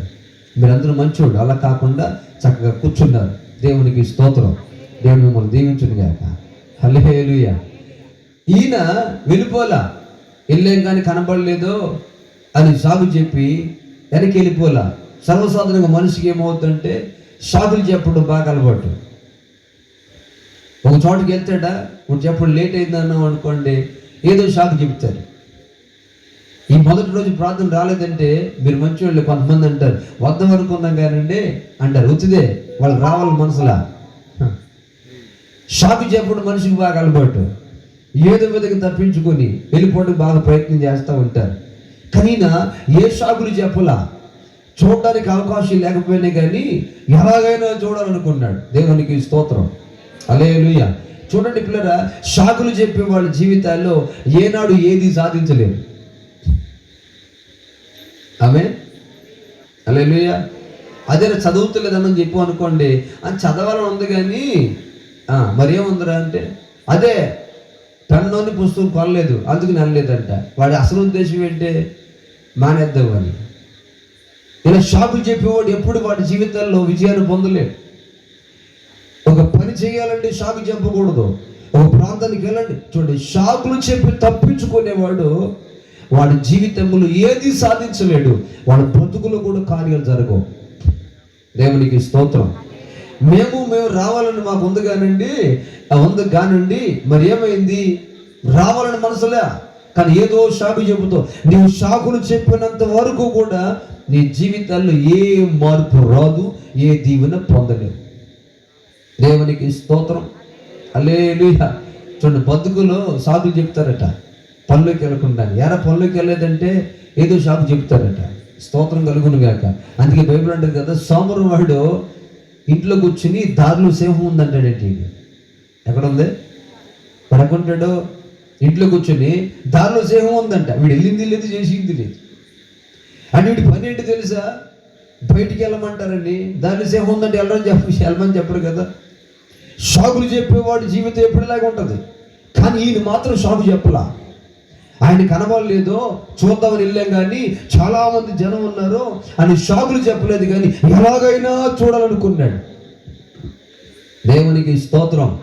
సరే, మొత్తానికి వెళ్ళిపోకుండా ఆ దారిలో ఒక చెట్టు ఉంటే ఇలాంటి ఒక చెట్టు ఎక్కి కూర్చున్నాడట. చెట్టు ఎక్కి ఎలాగైనా చెట్టు మీదనైనా సరే నేనేం చేయాలి, ఆయన్ని చూసేలాంతే జాలంతే. దేవునికి స్తోత్రం, హల్లెలూయా. కానీ కార్యం ఏంటంటే, విషయం ఏమిటంటే పిల్లరా, ఆ చెట్టు దగ్గరికి వచ్చి యేసయ్య పైకి చూసి జకయ్య కిందకి దిగిరా అన్నాడు. ఆయన అంటాడు కదా, నేడు నేను నీ ఎంట ఉండవలసి ఉంది. చూడండి, మాట చదువుదాం. లూకాసు వార్త 19వ అధ్యాయము, లూకాసు వార్త 19వ అధ్యాయము 5-6 వచనం చదువుకుందాం. యేసు ఆ చోటికి వచ్చినప్పుడు కన్నులెత్తి చూచి, జకయ్య త్వరగా దిగుము, నేడు నేను నీ ఇంట ఉండవలసి ఉన్నదని అతనితో చెప్పగా, జకయ్య త్వరగా దిగిరా, నేను నీ ఇంటికి రావాల్సి ఉంది, వస్తాను అన్నాడు. దేవునికి స్తోత్రం, హల్లెలూయా. నేను నీ ఇంటికి వస్తాను, రావాల్సి ఉంది, రా త్వరగా. ఈయన అంటాడు కదా, 6వ వచనం చదువునా. అతడు త్వరగా దిగి సంతోషముతో అతనిని అది చేర్చుకొనెను. దేవునికి స్తోత్రం. ఏం చేశాడట, చేర్చుకున్నాడు. అయ్యా, నేను నిన్ను చూడటానికి వచ్చాను తప్ప నువ్వు మా ఇంటికి వస్తామంటే నిన్ను తీసుకెళ్ళి రాలా అనలేదు. నేను సరదాగా చూడటానికి వచ్చాను అంతే సభలో. స్తోత్రం, హల్లెలూయా. సరదాగా వింటున్నామంతే, అంతవరకే తప్ప నెక్స్ట్ మేము ముందుకు వెళ్ళు అన్నావు అనుకో, ఆయన నీ ఇంటికి రాడు. నువ్వు చూడడానికి వచ్చిన నీ జీవితంలో ఆయన కోరుకున్నది ఏంటో తెలుసా? ఆయన నీతో ఉండాలని ఆశపడుతున్నాడు. దేవునికి స్తోత్రం. హల్లెలూయా, హల్లెలూయా. ఆయన నీ దగ్గరకు వచ్చినందుకు తెలుసా, నీ జీవితాన్ని మార్చాలని ఆశపడుతున్నాడు ఆయన. నువ్వు ఆయన ఏదో చూడాలని ఆశపడుతుంటే ఆయనను చూసి ఊరుకునేవాడు కాదు. ఆయన చూచిన నీ జీవితంలో నీ బ్రతుకునే మార్చాలనుకున్నటువంటి దేవుడు ఆయన. దేవునికి స్తోత్రం కలుగును గాక. హల్లెలూయా. పిల్లరా, ఎంతమంది చూసినా, ఎంతమంది నీ జీవితంలో నీ వైపుకు చూసినా ఏ ప్రయోజనం ఉండదు. మా నాన్న మా వైపు చూడట్లేదండి అంటారు కొంతమంది. స్తోత్రం, హల్లెలూయా. ఏం చేస్తాడు? అదే ఒకసారి మా వైపు చూస్తే, అంటే మా వైపు చూడడం అంటే అర్థం ఏంటి తెలుసా? మాకేం సహాయం చేయమని, కొంచెం మా వైపు చూడు అని. ఈ లోకంలో ఎవరు నీ వైపు చూసిన సహాయం చేసేది ఏది లేదు. కానీ ఇప్పుడారా, ఆయనే కానీ చూస్తే నీ జీవితాన్ని మార్చడానికి సమర్థుడు. దేవునికి స్తోత్రం కలుగును గాక. హల్లెలూయా. ఈ లోకంలో మనుషులు చూస్తారు, వారికి తగినట్టుగా నీవు ఉండగలిగితే, వారికి నచ్చినట్లుగా నువ్వు బ్రతకగలిగితే, వారి స్థాయికి నువ్వు సరిపడగలిగితే నీ వంక వాళ్ళు చూస్తారు. హల్లెలూయా. దేవునికి స్తోత్రం. పొరపాటుని కానీ వాళ్ళ స్థాయికి తగలేదనుకోండి, ఆ తర్వాత నీ ముఖమే వాళ్ళు కనబడకూడదు. కానీ ప్రభునందు పిల్లరా, యేసే అలాంటి వాడు కాదు. నువ్వు ఎలాంటి వ్యక్తివైనా, నువ్వు ఏ స్థితిలో ఉన్నటువంటి వ్యక్తివైనా, నువ్వు ఏ ప్రాంతంలో ఉన్న వ్యక్తివైనా, నువ్వు ఏ స్థలంలో ఉన్న వ్యక్తివైనా, అది పాకే కావచ్చు, ఒక పెద్దనే కావచ్చు, లేక ఒక చెట్టు కింద బతుకుతున్న వ్యక్తివి కావచ్చు, కానీ ఆ యేసయ్య నిన్ను చూచేవాడు. దేవునికి స్తోత్రం. హల్లెలూయా, హల్లెలూయా. ఆయన చూచి పోయేవాడు కాదు. ఆయన చూచాడా నీ బతుకును మారుస్తాడు. ఆయన చూచాడా నీ జీవితాన్ని మార్చగలడు ఆయన. అందుకు కామంటది, నా దేవుడు నా దేశాన్ని దర్శించాడట. దేవునికి స్తోత్రం అని నేను విన్నాను కాబట్టి, అమ్మా ఋతు, అమ్మా నయ్యమ్మి, నేను ఆ దేశానికి వెళ్ళిపోతున్నాను అన్నాడు అంటుందాన్ని. దేవుడు దర్శిస్తే ఆ దేశం బాగుపడుతుంది. దేవుడు చూస్తే ఆ ప్రాంతం బాగుపడుతుంది. దేవుడు చూస్తే ఆ వ్యక్తి జీవితం బాగుపడుతుంది. దేవునికి స్తోత్రం కలుగును గాక. హల్లెలూయా. ఆ ప్రాంతం ఎలా ఉందో తెలుసా? భయంకరమైన కరువుతో ఉన్న ప్రాంతాన్ని దేవుడు దర్శించిన తర్వాత, అంటే దేవుడు చూచిన తర్వాత ఆ దేశానికి మళ్ళా దీవెన కలిగిందంట, సమృద్ధికి ఆహారం కలిగిందంట. అందుకు నేను మళ్ళీ ఆ దేశానికి వెళ్ళిపోతాను అంటది నయోమి. ఈ రాత్రి ప్రభునందు పిల్లరా, ఆయన చూస్తే నీ జీవితాన్ని, నిన్ను చూచిపోయేవాడు కాదు, కానీ ఆయన నిన్ను చూచిన తర్వాత నీ ఇంటికి రావాలని ఆశపడుతున్నాడు. దేవునికి స్తోత్రం. హల్లెలూయా. ఈ పూట, ఈ రాత్రి కాల సమయంలో దూరంగా ఉండి ఆయన మాటలు విన్ననుకున్న నీవు కానీ, ఈ సభలో చేరవచ్చిన నీవు కానీ, ఆయన ఎవరో చూడాలని, లేక ఈ సభలు ఎలా జరుగుతుందో చూడని వచ్చి నీ జీవితాల్లో నా ప్రభు చెప్పే మాట ఉంటే, ఆయన నీలోనికి రావాలని ఆశపడుతున్నాడు. ఆమేన్, హల్లెలూయా. ఆయన నీతో ఉండాలని ఆశపడుతున్నాడు. ఇప్పుడు జక్కయ్య త్వరగా దిగిరా, నేను ఇంటికి రావాలని అన్నప్పుడు జక్కయ్య ఎంతో ఆనందపడుతుండే అక్కడి నుంచి కిందకి దిగిపోచ్చాడట. ఇప్పుడు జక్కయ్య అనలేదు, అయ్యా నేను నిన్ను చూచి వెళ్ళిపోదాం అనుకుంటున్నాను, కానీ నువ్వు మా ఇంటికి వస్తానంటున్నావు, కానీ కొంచెం మా వాళ్ళు ముందు ఏమన్నా అనుకుంటారేమో, మరి మా ఇంటికి పోయి మా ఊళ్ళు చెప్పి వేసిపో వస్తాడంటున్నాడు మరి ఆయన, కాబట్టి రమ్మంటారా వద్దంటారా అని మా ఊళ్ళని అడిగి, మా బంధువులను అడిగి, మా ఊళ్ళో ఉన్నటువంటి వాళ్ళందరిని అడిగి అవి చెప్పొస్తాను నేసి అని చెప్పలా. దేవునికి స్తోత్రం. హల్లెలూయా.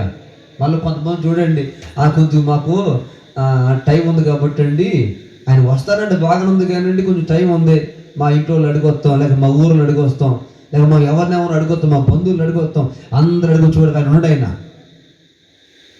హల్లెలూయా. Praise the lord. అనేక మంది ఇలాగే వాయిదాలు వేసుకుంటూ ఉంటారు. స్తోత్రం కలుగును గాక. ఈ సంవత్సరం పోతే మరో సంవత్సరం, ఆ తర్వాత పోతే మరో సంవత్సరం, ఆ జనవరి చూద్దాం, లేకపోతే ఉపాసకులు చూద్దాం, రేపు చూద్దాం, తర్వాత చూద్దాం, మా పిల్లలు పెళ్ళి అవ్వకు చూద్దామండి. పిల్లలు పెళ్ళి అయిపోతుందా? హల్లెలూయా, స్తోత్రం. అమ్మయ్య, యామమ్మ పెళ్ళి అయిపోయిందంటే అదే కొంచెం మన వాళ్ళకి పుట్టిందండి, సంపడి దాన్ని చూద్దామండి. హల్లెలూయా, స్తోత్రం. మన వాళ్ళు అయిపోయింది కదా, అది కొంచెం అది పెద్ద అయిందండి, కొంచెం దాని కళ్ళారా దాన్ని పెళ్లి చూసేప్పుడు వద్దామండి, ఈ లోపల వెళ్ళిపోతాం. స్తోత్రం. Hallelujah, praise the lord. హల్లెలూయా. ఏమంటే జక్కయ్య వాయిదా వేయలా, జక్కయ్య ఆగునా అని చెప్పలా, నేను నీ ఇంటికి రావాలి అని అనుకున్న వెంటనే ఉన్న పోటున్న చెట్టు దిగి పరిగెత్తుకుని వచ్చి ఆయనను చేర్చుకొనును. దేవునికి స్తోత్రం. హల్లెలూయ. ఎవరిని చేర్చుకున్నాడు? యేసును తన జీవితంలో చేర్చుకున్నాడు. హల్లెలూయ. ఈ రాత్రి కాలంలో పిల్లరా, యేసుని జీవితంలో చేర్చుకోవాలి. భౌతికమైన ఆధ్యాత్మికమైన ప్రతి ఆశీర్వాదములకు నువ్వు వారసుడు అవ్వాలంటే మొదట ఆయన నువ్వు చేర్చుకోవాలి. దేవునికి స్తోత్రం. హల్లెలూయా. Praise the lord. ఇప్పుడు జక్కయ్య ఏం చేశాడు తెలుసా? యేసు నేను ఇంటికి వస్తానని చెప్పగానే ఆయనను తన ఇంటికి చేర్చుకున్నాడట. ఈరోజు ఈ పూట ఈ మాటలు ఉంటే నీ జీవితంలో ఆయన మాటలు నీ హృదయంలో చేర్చుకోగలిగితే, సర్వసాధారణ మనకు అలవాటు ఏంటంటే వాక్యం వినిపోవటం మనకు అలవాటు. మాకు అలవాటు ఏంటంటే చెప్పుకోవటం మాకు అలవాటు. మేము చెప్పుపోతాం, మీరు వినిపోతాం. హల్లెలూయా, స్తోత్రం. అందుకే మన జీవితాల్లో అలాగే ఉంటాం. ఎందుకు మళ్ళీ మార్పు రాదు అయ్యా అంటే, మనం చేర్చుకునే వాళ్ళం కాదు, చూసిపోయేవాళ్ళం. చేర్చుకునే వాళ్ళం కాదు, వినిపోయేవాళ్ళం. ప్రభునందు నా పిల్లరా, వినిపోయే జీవితం కలిగి ఉంటే ఎప్పటికీ నీ జీవితంలో మార్పు రాదు. వినిపోయేవనుకో మార్పు రాదు. ఆయన మాటలు నీ జీవితంలో చేర్చుకున్నావనుకో ఆ మాట నీ బ్రతుకులను మార్చునుగాక. దేవునికి స్తోత్రం. హల్లెలూయా. అందుకే యాకోబు అంటాడు కదా, మీ ఆత్మలను రక్షించుటకు శక్తిగల వాక్యమును సాత్వికముతో అంగీకరించుడి. దేవుని వాక్యమును అంగీకరించాలి, దాన్ని స్వీకరించాలి మన జీవితాల్లో. ఆ మాటను స్వీకరించినప్పుడు, ఆయనని హృదయంలో స్వీకరించినప్పుడు ఆయన నీ లోపలికి వస్తాడు. అందుకే ప్రకటన గ్రంథంలో 3వ అధ్యాయము 21వ వచనంలో ప్రభు చెప్పిన మాట. ప్రకటన గ్రంథము 3వ అధ్యాయము 21వ వచనం. నేను 20 నాన్న 20వ వచనం. ఇదిగో నేను తలుపునద్దు నిలుచుండి అదిగో తట్టుచూ ఉన్నాను. ఎవడైనను నా స్వరము విని తలుపు తీసిన ఎడల నేను అతని యొద్దకు వచ్చి అతనితో నేనును నాతో కూడా అతనును మనము కలిసి భోజనము చేయుదము. హల్లెలూయా. ఆయన నీ హృదయమైన తలుపు తట్టుచూ ఉండగా దాన్ని తెరవగలిగితే ఆయన లోపలికి వస్తాడు. ఆయనలో నీలో ఆయన ఏకమై జీవిస్తాం. దేవునికి స్తోత్రం. హల్లెలూయా, హల్లెలూయా, హల్లెలూయా. పిల్లరా, ప్రభు ఆశించేది ఏంటో తెలుసా? నీతో ఉండాలని ఆశపడుతున్నాడు ఆయన. నీతో కలిసి ఉండాలని ఆశపడుతున్నాడు. నువ్వు ఎక్కడో కింద ఉండి ఆయన ఎక్కడో పైనుండి, భక్తుడా అక్కడే ఉండు, ఎక్కడ నేను జీవితాన్ని ఆశపడలేదు ఆయన. స్తోత్రం కలుగును గాక. హల్లెలూయా. ఇప్పుడు కంగారు పడుకో, రేపు పొద్దున్న రా 9 గంటలకి, అంతవరకు సెలవు, రెస్ట్ తీసుకుంటా అనట్లేదు ఆయన. ఎనీ టైం, ఏ స్థలమైనా, ఎలాంటి స్థితిలో నీవు ఉన్నా, ఏ పరిస్థితిలో నీవు ఉన్నా, హల్లెలూయా, ఆయన ఆశపడేది ఒకటే, నీతో ఆయనతో నీవు కలిసి ఉండాలి. Praise the lord. హల్లెలూయా. ప్రభు ఆశించేది ఏంటి తెలుసా? ఆయనతో నీవు ఆయన మనము కలిసి ఉండాలి అని ఆశపడుతున్నాడు. ఆ ఊరు వారందరూ ఏమంటున్నారు తెలుసా? వీడు పాపి, వీడు అలాంటి వాడు, వీడు ఎలాంటి వాడు, చిచిచి అని ఆ ఊర్లో ఉన్న ప్రజలందరూ కూడా అసహించుకుంటున్నారు ఈ వ్యక్తిని చూసి. వాడి డబ్బు ఉంది కానీ సాక్ష్యం బోడంత డబ్బు ఉంది కానీ వాడి జీవితము, వాడి సాక్ష్యం బయట ఏమని చెప్తారు తెలుసా? వాడు పాపండి అని చెప్పుకుంటున్నారు అందరూ కూడా. ఆ వ్యక్తి ఇంటికి వెళ్ళడం కూడా చాలా అసహ్యంగా భావిస్తున్నారు.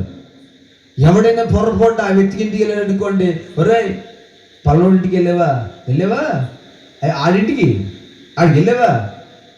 వెళ్ళావా నువ్వు అన్నట్లుగా చూస్తున్నారు అందరూ. ఇక ఏ ఇల్లు లేదేంట్రా నీకు? ఆడితోడు స్నేహం కట్టావా నువ్వు? ఆడితోటే కట్టావా? ఆడితో కట్టావా? ఇంకెవడు లేడేంట్రా నువ్వు అన్నట్టుగా చూస్తున్నారు. అందుకే యేసు ప్రభు వారి ఇంటికి వెళ్ళిన తర్వాత బయట సనుగుడు ఈయన ప్రవక్త అయితే, ఈయన గొప్పవాడైతే, అలాగైతే ఇలాగైతే అది ఎవడో తెలియదా, ఆ ఇంటికి వెళ్తాడు ఈడు చిచి అని అందరూ కూడా అనుకుంటున్నారు. ఈరోజు నీ జీవితాన్ని కూడా అందరూ అలాగ అసహించుకుంటున్నారేమో. దేవునికి స్తోత్రం. ఎంతమందిని అసహించుకున్నా, ఎంతమందిని కాదనుకున్నా, ఎంతమందికి నువ్వు నచ్చకపోయినా నా యేసుకు నువ్వు కావాలి. హల్లెలూయా, హల్లెలూయా, ప్రైజ్ ది లార్డ్, హల్లెలూయా. ప్రజలను అసహించుకున్నా, నీతో మాట్లాడటానికి సంశయిస్తున్నా, నీతో స్నేహం చేయడానికి అనుమానిస్తున్నా, ప్రజలు నీ దగ్గరికి రాకపోయినా కానీ, ఏ స్థితిలో నువ్వు ఉన్నా కానీ, నీ స్వభావాన్ని బట్టి, నీ స్థితిగతులను బట్టి, నీ పరిస్థితులను బట్టి ప్రజలు నీతో కలిసి మాట్లాడడాన్ని కూడా అనుమానిస్తున్నా కానీ నా ప్రభు చెప్పేది ఏంటో తెలుసా, నేను నీ ఇంటికి వస్తాను. ఆమేన్, హల్లెలూయా. గట్టిగా చెప్తామా? హల్లెలూయా. అవునండి, దేవునికి స్తోత్రం కలుగును గాక. ఒక మాట చెప్పున్నా, నువ్వు మంచిగా ఉన్నావు అనుకో, అందరూ కోరుకుంటారు. నీకు పేరు ప్రఖ్యాతం ఉన్నాయి అనుకో, దేవునికి స్తోత్రం. మా ఇంటికి వస్తావా? ఎప్పుడు వస్తావు? దిగొచ్చేలా. నువ్వు రాకపోతే ఎలా కుదురుతుంది అంటే, ఒకవేళ నీకు ఏ పేరు లేదు, అప్పులు పాలు అయిపోయావు, నీ చుట్టూ చెప్పలే, స్తోత్రం హల్లెలూయా, ఇలాంటి పరిస్థితి కలిగావు అనుకో, పలానా వాడిని పిలవద్దు అంటారు. చిచి చిచి, ఆమా వాడా, అలాంటి వాడా. ఏమండి, నా దేవుడు ఏ విలువ లేకపోయినా నీకు విలువనిచ్చేటటువంటి నా దేవుడు ఆయన. ప్రజలు పట్టించుకోకపోయినా, ప్రజలు నీ జీవితాన్ని ప్రేమించకపోయినా, హల్లెలూయా, దేవునికి స్తోత్రం కలుగును గాక. ప్రజలు ఎలా నిన్ను తృణీకరిస్తున్నా, నిన్ను ఆప్యాయంగా మాట్లాడేవారు లేకపోయినా, నిన్ను ప్రేమ పంచేవారు నీకు లేకపోయినా, వారి గుండెల్లో పెట్టుకునే వారు నీకు లేకపోయినా, నా దేవుడు నీ జీవితాన్ని ప్రేమిస్తున్నాడు. ఆయన దేవునికి స్తోత్రం.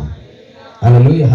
ఎవరు ఎలా నిన్ను భావించినా కానీ ఆయన మాత్రం నీతోనే ఉండని ఆశపడుతున్నాడు. ఆయన ఈ రాత్రి ఆయన నీతో ఉండని ఆశపడుతున్నాడు. ఆయన ఒక్కటి నువ్వు చేర్చుకో. దేవునికి స్తోత్రం కలుగును గాక. హల్లెలూయా. ఏం చెయ్యి? ఆయనను చేర్చుకో. జక్కయ్య యేసును చేర్చుకున్నాడు. జక్కయ్య యేసుని చేర్చుకున్నాడు. హల్లెలూయా. ఒకటి. రెండో మాట ఏం చెప్పాను? ఏం చెప్పాను? ఒకటి చేర్చుకోవాలి, రెండు మార్చుకోవాలి. దేవునికి స్తోత్రం కలుగును గాక. హల్లెలూయా. చేర్చుకున్నాం. ఇప్పుడు జక్కయ్య ఇంటికి యేసు వచ్చాడు కదా. యేసు రాగానే, యేసు లోపలికి వెళ్ళగానే ఇప్పుడు జక్కయ్య జీవితాన్ని మార్చుకుంటున్నాడు. దేవునికి స్తోత్రం కలుగును గాక. హల్లెలూయా. ప్రభునందు పిల్లరా, యేసుని ఇంటికి వచ్చినా కానీ నీ జీవితాన్ని సెకండ్ చేయవలసిన పని తెలుసా? నీ బ్రతుకుని మార్చుకోవాలి, నీ ఆలోచనలు మార్చుకోవాలి, నీ తలంపులు మార్చుకోవాలి. దేవునికి స్తోత్రం. ఒక మాట, మొట్టమొదటి మార్చుకోవాల్సింది ఏంటో తెలుసా? నీ స్నేహాన్ని మార్చుకోవాలి. దేన్ని మార్చుకోవాలి?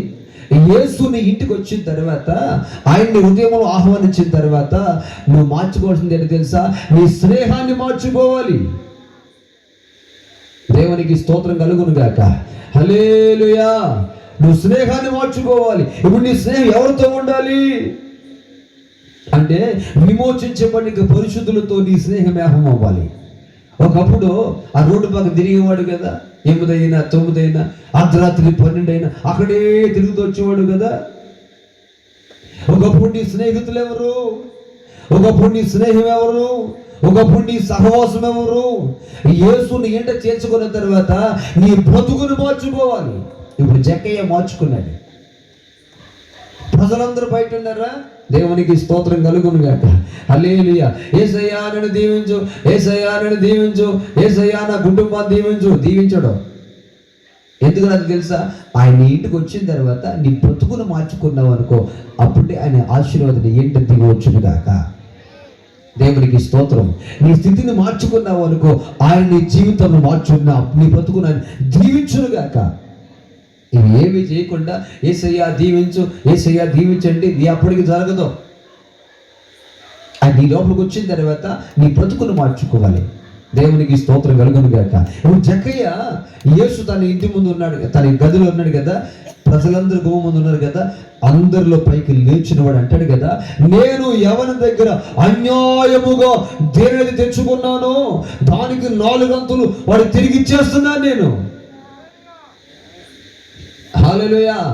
అని ఇప్పుడు ఏం చేస్తున్నాడు ఆయన? తన అన్యాయపు జీవితాన్ని మార్చుకుంటున్నాడు, తన అన్యాయపు బ్రతుకును మార్చుకుంటున్నాడు. ప్రభునందు పిల్లరా, తన స్వభావాన్ని మార్చుకుంటున్నాడు. ఈ రాత్రి యేసు నీ జీవితంలో వచ్చిన తర్వాత నీ బ్రతుకును మార్చుకోవాలి, నీ అలవాట్లు మార్చుకోవాలి, నీ ఆచారాలు మార్చుకోవాలి. హల్లెలూయా. దేవునికి స్తోత్రం కలుగును గాక. నీ కోరికలు మార్చుకోవాలి, నీ స్నేహము మారాలి. అందుకే 1వ కీర్తనలు అంటాడు కదా, దుష్టుల ఆలోచన చెప్పు నడవక, పాపుల మార్గమున నిలువక. పాటలు పెడతాం ముందుకొచ్చి, స్తోత్రం కలుగును గాక. హల్లెలూయా. కానీ మన స్నేహం ఎక్కడ ఉంటుంది? మన ఆలోచనలు మారో, మన తలంపులు మారో. ప్రభునందు పిల్లరా, యేసు నీ జీవితంలోకి వచ్చిన తర్వాత నీ బ్రతుకును మార్చుకోవడానికి, నీ ఆలోచనలు మార్చుకోవడానికి, నీ జీవితాన్ని మార్చుకోవడానికి నువ్వు ఇష్టపడగలిగితే నా దేవుడు భౌతికంగా, ఆధ్యాత్మికంగా అన్ని రంగాల్లో కూడా నీ జీవితాన్ని దీవించువాడు. హల్లెలూయా. కింద చూడండి ఆ మాట చదువు. 8వ వచనం. జక్కయ్య నిలవబడి, ఇదిగో ప్రభువా, నా ఆస్తిలో సగము పేదలకు ఇచ్చుచున్నాను. నేను ఎవరి వద్ద నైనను అన్యాయముగా దేనినైనను తీసుకొని ఎడల అతనికి 4 అంతులు మరలా చెల్లించునని ప్రభుతో చెప్పాను. అందుకు యేసు, ఇతడు అబ్రహాము కుమారుడే. కొడు చెప్పండి గట్టిగా, దేవునికి స్తోత్రం. హల్లెలూయా. ఎవరు అబ్రహాము కుమారుడట? ఆ పైన చూడండి, ఎన్నో వచనం అది? 7వ వచనం. అందుకు అందరూ ఆయనను చూచి ఈయన పాపి అయిన మనుషుని యొద్ద బస చేయ వెళ్ళినని అందరూ ఏమనుకుంటారు చెప్పండి? చాలా సనుగుకొనిరి. చెప్పండి ఏమన్నారు అందరూ? ఇతన్ని పాపి. నిజమే, అది అలాంటి వాడే. కానీ ఇప్పుడు ఏమంటున్నాడు చూడండి, పాపి అబ్రహాముకు కుమారుడైపోయాడు. దేవునికి స్తోత్రం. హల్లెలూయా. ప్రభునందు నా ప్రియులారా, నువ్వు ఎలాంటి వ్యక్తివైనా నా యేసయ్య నిన్ను అబ్రహాము సంతానంగా మార్చబోతున్నాడు. అనగా అబ్రహాము పొందిన ఆశీర్వచనములకు నిన్ను కూడా వారసునిగా మార్చబోతున్నాడు ఆయన. కింద అంటాడు కదా, ఇతడు కూడా అబ్రహాము కుమారుడే. దేవునికి స్తోత్రం. అయ్యా, నీవు అబ్రహాము కుమారుడిగా మారాలి అంటే, భౌతికమైన ఆధ్యాత్మికమైన దీవులకు వారసుడు అవ్వాలంటే యేసుని ఇంట చేర్చుకోవాలి. 2, నీ బ్రతుకును మార్చుకోవాలి. దేవునికి స్తోత్రం. నీ బ్రతుకును మార్చుకోకపోతే, నీ సహవాసాన్ని మార్చుకోకపోతే, నీ ఆలోచనలు మార్చుకోకపోతే, నీ అలవాట్లు మార్చుకోకపోతే ఆయన నీలో ఉండడం వల్ల నీ జీవితము అబ్రహాముకి కుమారుడిగా కుమార్తెగా మార్చబడవు. ప్రభునందు పిల్లరా, ఈ పూట ఆయన నీ జీవితంలో చేర్చుకునే బ్రతుకులలో నా తమ్ముడు, నా చెల్లి, స్తోత్రం. హల్లెలూయా. ప్రభు నీతో చెప్పేది ఒకటే, నీ ఆశలు మార్చుకో, నీ అలవాట్లు మార్చుకో, నీ స్నేహాన్ని మార్చుకో, నీ సహవాసాన్ని మార్చుకో. మీరు ఎవరితో ఉండాలి? స్నేహం ఆత్మీయులతో. దేవునికి స్తోత్రం. అందుకే భక్తులు చక్కని పాడాడు, ఆత్మీయులతో అక్షయానుబంధం అనుగ్రహించితివే, లోక మర్యాదలు మమకారాలు గతించి. పడదాం చెప్పండి గట్టిగా. అక్షయానుబంధం అనుగ్రహించితివే, అందుకే స్తుతి గణ మహిమల స్తోత్రాంజలి. అందుకే స్తుతి గణ మహిమల స్తోత్రాంజలి. హల్లెలూయా. ఇప్పుడు ఎవరితో మనం స్నేహం కలిగి ఉండాలి అంటే ఆత్మీయులతో.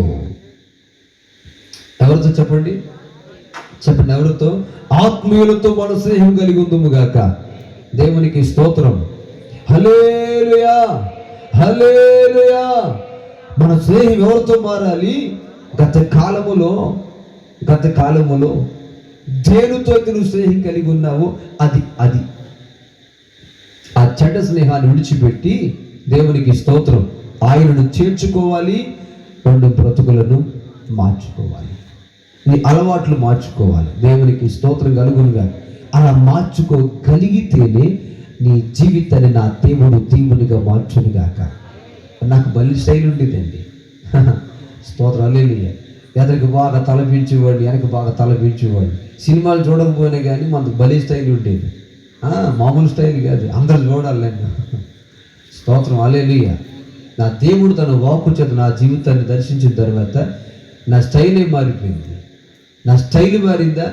నా బ్రతుకు నా దేవుడు మార్చాడు. నా తమ్ముళ్ళారా, చెల్లులారా, జాగ్రత్తగా వినండి. యేసు నీ జీవితంలో ఆహ్వానించిన తర్వాత నీ స్టైల్ మారాలి, నీ ఆశలు మారాలి, నీ ఆలోచనలు మారాలి, నీ ఉద్దేశాలు మారాలి. అప్పుడే ఆయన నీ జీవితంలో ఉన్నతమైన కార్యాలు చేయడానికి సమర్థుడు. అవును పిల్లరా, అది నా జీవిత అనుభవం ఉండేది. దేవునికి స్తోత్రం. ఇంకా నేను యేసు దగ్గర ఉంటాను, నేను ఇలాగే ఉంటానంటే నీ బ్రతుకులో పాటలు పాడచ్చు. ఒకసారి వర్షం వస్తుందని నేను వర్క్ చేసేటప్పుడు నడుకుదురు లాగాను. అక్కడ ఒక చిన్న కిల్లి కొట్టు ఉంది. వర్షం వస్తుంది, సైకిల్ దొక్కుంటూ వస్తున్నాను. ఈ సైకిల్ దొక్కుతూ వస్తున్నప్పుడు నాతో పాటు నేను ముందున్న తర్వాత నన్ను చూసి మొత్తం మీద 10 మంది ఆ గుంపులోకి వచ్చారు. అక్కడ చెట్టు కింద ఆ కిల్లి కొట్టు కిందకి వచ్చారు. ఆ కిల్లి కొట్టు కిందకి వచ్చి అంత చలేస్తా ఉంది, అది కిల్లి షాప్ కదా. ఎంతమంది 10 మంది గుంపులో ఒక చక్కని స్వరం పడుతుంది, యేసు నీవే కావాలయ్యా, నాతో కూడా రావాలయ్యా. నాకు బలి ఆనందం కలిగింది. బలి చక్కని పాట పాడుతున్నాడు. ఎంత ధైర్యం అండి! 10 మంది గుంపులో అది బయట ఎంత ధైర్యంగా పాట పాడుతున్నాడు అని ఎవరు పాడుతున్నారని చూస్తే ఈ 10 మంది ఎవరు తెలుతున్నా మళ్ళీ మానేశాడు. మళ్ళీ కాసేపు ఉన్న తర్వాత నీవే కావాలి అని పాడుతున్నాడు. ఎవరని చూస్తే నీవే రావాలయ్యా, నాతో కావాలి. చేతులు ఏముంది? దమ్ములాగు. ఎందుకు పాట గ్యాప్ ఎందుకు ఇచ్చాడంటే దమ్ములాగుతున్నాడు. ఆ దమ్ముకి మధ్యలో యేసు నీవే. ఎవరు కావాలంట? మరి చేతులది ఏంటి? స్తోత్రం, హల్లెలూయా, హల్లెలూయా. అది కుక్కలు పెట్టిన తినమే. కుక్క పెట్టండి ఆ మట్టికి పారిపోతుంది. స్తోత్రం, హల్లెలూయా. అంటే ఏది కావాలి? యేసు కావాలి. మరి ఏది మారదో? జీవితం మారదా? జక్కయ్య యేసును చేర్చుకున్నప్పుడు అబ్రహాము కుమారుడు అవలా. యేసును చేర్చుకుని జీవితాన్ని మార్చుకున్న తర్వాత అబ్రహాముకి కుమారుడయ్యాడు. దేవునికి స్తోత్రం, హల్లెలూయా. యేసును చేర్చుకోవాలి, జీవితాన్ని మార్చుకోవాలి. ఆయన నీ హృదయంలో సంపూర్ణంగా చోటిస్తే ఆయన నీ బ్రతుకును మార్చువాడు. ఆయన నీ జీవితాన్ని ఆయనే మారుస్తాడు. ఆయన మార్చడానికి ఆయనకి పరిపూర్ణంగా నువ్వు అప్పగించుకోగలిగితే ఆయన నీ జీవితాన్ని సంపూర్ణంగా మార్చగల సమర్థుడు. దేవునికి స్తోత్రం కలుగును గాక. ఈ మొదటి రోజు ప్రభునందు పిల్లరా, యేసు నీ జీవితాల్లో ఆహ్వానించుకో. ఆయనకు అవకాశం ఇస్తే నీ బ్రతుకును ఆయన టోటల్గా మారుస్తాడు. ఎలాంటి అలవాట్లు కలిగి ఉన్నా, ఎలాంటి వాటికి నువ్వు బానిసం అయిపోయినా కానీ నా దేవుడు నీ జీవితాన్ని మార్చగల సమర్థుడు. హల్లెలూయా. అది ఎంతటి భయంకరంగా వ్యసనమైనా కావచ్చు. నాకు ఒక విషయం తెలుసునండి. ఒకసారి సభల్లోకి ఆయన వచ్చాడు, అటువైపు సభలు పెట్టినప్పుడు ఆయన సాక్ష్యం చెప్పాడు ఏంటంటే, ఉదయం మజ్జిగ తాగితే కడుపు మండిదంట, బ్రాంతి తాగితే చల్లగా ఉండేదంట. ఇదేంటండి అన్నాను నేను. అవును నిజమే నాన్న, ఎటకారం కాదు అన్నాడు. మరి ఉదయకాలం మజ్జిగ తాగితే చల్లగా ఉండదు, మనకాలం పడ్డది. ఏంటండి ఎటకారం ఆడుతానంటే, ఎటకారం కాదు నాన్న, నా బతుకు కొప్పుడు అలాగే ఉండేది. ఉదయం లెగ్గానే పళ్ళు తోవడం, కాస్త అది తాగితే చల్లగా ఉండేదంట, మజ్జిగ తాగితే కడుపు మండేదంట. దానికి బానిస అయిపోయాడు. ఈ స్థాయిలో ఉన్నటువంటి వ్యక్తి ఆ మందు మానాలనుకోండి చచ్చిపోతాడు. నాకు తెలిసిన ఒక ఆయన ఉన్నాడు కాకినట్ల, ఎలక్ట్రిషియన్. ఎప్పుడు గాడి కొట్టేవాడు, ఇలా తోతాను కొట్టేవాడు. ఫుల్ డ్రింకర్, ఎప్పుడు బుల్లిగా ఉండేవాడు. తర్వాత ఆ ఇంట్లో వాళ్ళు వీడి బాధ పడలేక కొన్ని రోజులేమో ఎర్రబట్టలు వేయించారు, ఆ తర్వాత నల్లబట్టలు వేయించారు. ఎందుకని ఆ ఎత్తే తాగడం మానేస్తాడు. ఆయన ఇంకా గ్యాప్ ఉండేది కాదన్నమాట. ఎరుపు నలుపు, ఎరుపు నలుపు, ఇలాగ పోతే ఒక 6 నెలలు పోయిన తర్వాత నేను చూసిన తర్వాత ఈయనకి చేతుల నుంచి చుట్టు పైకి ఇత్తులేదు. ఏమైందంటే ఆ త్రాగేవాడట మందు తాగటం మానేస్తే అవయవాలన్నీ కూడా వీక్ అయిపోయి ప్రాణమే పోతుంది. వైద్యుల దగ్గరికి వెళ్తే అలాంటి తెలుసా, కొంచెం తక్కువ తాగు నాయన అంటాడు. నీకు జబ్బు తగ్గాలంటే ఏం చేయాలా? తక్కువ తాగు, మొత్తం మనుషులకు చచ్చిపోతావు. దేవునికి స్తోత్రం, హల్లెలూయా. అయ్యా, ఎలాంటి అలవాట్లకు వెళ్ళేటువంటి వాడైనా నా ప్రభు సంపూర్ణంగా విడిపించగల సమ్మతుడు. దేవునికి స్తోత్రం. వెనకాల ఒక ఆయన తెల్లమాసులు కూర్చున్నటువంటి ఆయన పేరు సత్యానందం గారు. ఏమండి, పుల్లుగా దాగాడు, రాత్రి చొప్పుడుగా ఎక్కేడు. దేవుని మహాకృప అండి. దేవునికి స్తోత్రం. గడిచిన 2021 జనవరి 3వ తారీఖున ఆ వ్యక్తిని దేవుడు దర్శించాడు. డాక్టర్లు చెప్పారు, చచ్చిపోతావు, నీ బతుకో, నీ ఊపిరితిత్తులు పోయాయి, చనిపోతావు అని చెప్పినటువంటి వైద్యులే దేవునికి స్తోత్రం. సంవత్సరమైంది, చనిపోవడం కాదు కదా, ఒకటి ఆ భయంకరమైన వ్యసనాంచి దేవుడు విడిపించాడు. నా దేవుడు ఆ వ్యక్తిని వ్యాధించి బాగు చేశాడు. దేవునికి స్తోత్రం. అయ్యా, ఆయనకు మనసారా హృదయంలో చోటు ఇవ్వగలిగితే, ఆయన ఎలాంటి భయంకరమైన బంధకాలు నీవు ఉన్నా, ఎలాంటి భయంకరమైన వ్యసనాలు నీవు ఉన్నా, నీ జీవితము మానుకోవాలని అనుకుంటూ మానుకోవాలని పరిస్థితులు నీవు ఉన్నా, ఆయనకు చోటు ఇవ్వగలిగితే నీ జీవితాన్ని మార్చగల సమర్థుడు నజరేయుడగు యేసు. దేవునికి స్తోత్రం, హల్లెలూయా. అందుకే ఆయన ఏం చెయ్య, నీ హృదయములో చేర్చుకో, మనసారా చేర్చుకోగలిగితే నీ బ్రతుకును మారుస్తాడు. మార్చుకో, అప్పుడు అబ్రహాముకు కుమారుడు అవుదువు గాక. హల్లెలూయా. తల వంచి ప్రార్థన చేసుకుందాం. అటువంటి కృప దేవుడు మీ అందరికీ అనుగ్రహించును గాక. ఇంకెందరైతే ప్రభువుని చేర్చుకున్న జీవితాన్ని మార్చుకోలేక అనేక అగచాట్లు పడుతూ ప్రభువుని నమ్ముకున్నాం కానీ సమస్యలు పోలా, ప్రభువుని నమ్ముకున్నాం కష్టాలు పోలేదు, ప్రభువుని నమ్ముకున్నాం శోధన పోలేదు, ప్రభువుని నమ్ముకున్నాం ఎందుకో నెమ్మది లేదు. కారణం ఏంటో తెలుసా?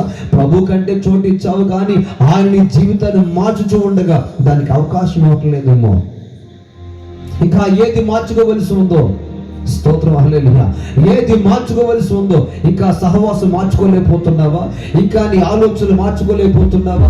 ఇంకా నీ అలవాట్లు మార్చుకోలేకపోతున్నావా? నీ ఆశయాలు మార్చుకోలేకపోతున్నావా? నీ స్వభావాన్ని మార్చుకోలేకపోతున్నావా? ఈ రాత్రి కాలంలో ఇంకా మారవలసింది ఏవైతే ఉందో, ఇంకా ఏది మారాలో, నీ ఆశీర్వాదానికి అడ్డుగా ఉన్నది ఏదైతే ఉందో దాన్ని మార్చుకోవడానికి, దాన్ని విడిచిపెట్టడానికి ఈ రాత్రి ప్రభు నీకు అవకాశం ఇస్తున్న రాత్రి. అందరూ స్వరమెత్తి ప్రార్థన చేద్దాం. నీకు తెలుసా విషయం, నీ అంతరంగం నీకు బోధిస్తూ ఉంది. ఏది మానుకోలేకపోతున్నావో, ఏది విడిచిపెట్టలేకపోతున్నావో అది నీకు తెలుసు. నీ మనస్సాక్షి నీతో మాట్లాడుతూ ఉంది. ఎందుకు అలా మౌనంగా ఉంటా? ఎందుకు మౌనంగా ఉండాలగా? నీ మనసాక్షి నీతో మాట్లాడుతుండగా పరిశుద్ధాత్మ దేవుడు నీ అంతరంగంలో నీవు మానుకోలేకపోతున్నది, నీవు విడిచిపెట్టలేవలసినటువంటిది ఇంకా ఏదైతే ఉందో అది విడిచిపెట్టక అది నీలో దాచుకొని ఉండగా ఈ రాత్రి ప్రభు నీతో సూటిగా మాట్లాడుతున్నాడు. దాన్ని విడిచిపెట్టమని కోరుతున్నాడు. జకయ్య యేసు చెప్పకముందే తన జీవితాన్ని మార్చుకున్నాడు. యేసు చెప్పలేదు జకయ్య నువ్వు పాపివి, నీ బ్రతుకు మార్చుకోమని. యేసు చెప్పక మునిపే జకయ్య తన జీవితాన్ని మార్చుకున్నాడు. అందుకే నేడు అబ్రహాము కుమారుడు ఈ ఇంటికి రక్షణ వచ్చింది అన్నాడు. నా ప్రియ, నా తల్లి, నా చెల్లి, నా తండ్రి, నా తమ్ముడు, నాక ఈ రాత్రి ప్రభు నీతో మాట్లాడుతుండగా నీకు తెలుసు ఏది మార్చుకోవలసి ఉందో, ఇంకా ఏది మానుకోలేకపోతున్నావో నీకు తెలుసు. నీ అంతరంగంలో దాగి ఉన్నది, మార్చుకోలేనటువంటిది, విడుదల పొందలేక వేదన పడుతున్నటువంటిది ఏదైతే ఉందో అది ఈ పూట, ఈ రాత్రి, ఈ సభలో నీకు విడుదలిచ్చునుగాక, మార్పు కలుగునుగాక. అవకాశం ఇస్తే, ఆశ కలిగి ఉంటే, ప్రభువా నన్ను మార్చు నాయన, నేను మారడానికి సిద్ధంగా ఉన్నాను ప్రభు అని నువ్వు ప్రభుకు అప్పగించుకోగలిగితే ఈ రాత్రి నా ప్రభు నీ హృదయంలో ఉన్న ప్రతి చెడు అలవాట్లను యేసు నామములో మార్చునుగాక. అడుగుదాం స్వరమిత్తి అడుగుదాం, ప్రభువా నా జీవితం మార్చండి ప్రభువా, నా బ్రతుకులు మార్చండి నాయన. ఇంకా నేను మార్చుకోలేనటువంటివి, ఇంకా వదలలేనటువంటివి, ఇంకా నా జీవితము చక్కదిద్దుకోలేనటువంటివి నీకు చోటించానే కానీ నా బ్రతుకులో ఇంకా మార్చుకోలేనివి ఎన్నో నా జీవితంలో ఉన్నాయి. యేసు చూస్తున్నాడు నీ వైపుకు, చూస్తున్నాడు, అదుగో ఆయన చూస్తున్నాడు. ఆయన జక్కయ్యను చూస్తున్న దేవుడే నిన్ను చూస్తున్నాడు. నీ బ్రతుకును మార్చుకుంటావని చూస్తున్నాడు ఈ రాత్రి. నువ్వు పశ్చాత్తాపపడి, నీ పాపము జీవితాన్ని బట్టి నువ్వు పశ్చాత్తాపపడి, యేసయ్యా నా పాపాన్ని క్షమించు నాయనా అని అంటావని చూస్తున్నాడు. ఆయన అనగలిగితే ఆయన నీ తట్టు చూస్తున్నాడు. ఆయన ఇప్పుడే ఈ రాత్రి నిన్ను అబ్రహాముకు కుమారుడుగా, కుమార్తెగా చేయబోతున్నాడు. ఆయన ఆశ లేదా? అబ్రహాము కుమారుడిగా ఉండాలి ఆశ లేదా? అబ్రహాము కుమార్తెగా ఉండాలని ఆశ లేదా? అబ్రహాము పొందిన ఆశీర్వాదములకు వారసుడిగా ఉండాలని ఆశ పొందడం లేదా? ఆశ కలిగినట్టయితే ఇప్పుడు అడుగుదాం, ప్రభువా నా ప్రతి పాపాన్ని క్షమించు. ఇదిగో ఒప్పుకుంటున్నానయ్యా. జక్కయ్య ఒప్పుకున్నాడు. సిగ్గుపడలేదు జక్కయ్య, అనుమానించలేదు జక్కయ్య. నేను ఎంత పెద్దవాడిని కదా, నా పాపాలు ఒప్పుకుంటే అందరూ ఏమంటారు అనుకోలేదు. ఆయన సిగ్గు పడకుండా నాకు దీవెన కావాలి. ఎవరు ఏమనుకున్నా నాకు అనవసరం, ఎవరు ఎలా తలచిన అనవసరం. నాకు దీవెన కావాలి, నాకు యేసు కావాలి, నా బ్రతుకులో మార్పు కావాలి అంటే ఈ రాత్రి అలాగే నువ్వు ఆశపడితే నీవు ఉన్న స్థలంలోనే యేసయ్యా నన్ను క్షమించమని స్వరమే తడగలవా? ప్రైజ్ ది లార్డ్, హల్లెలూయా.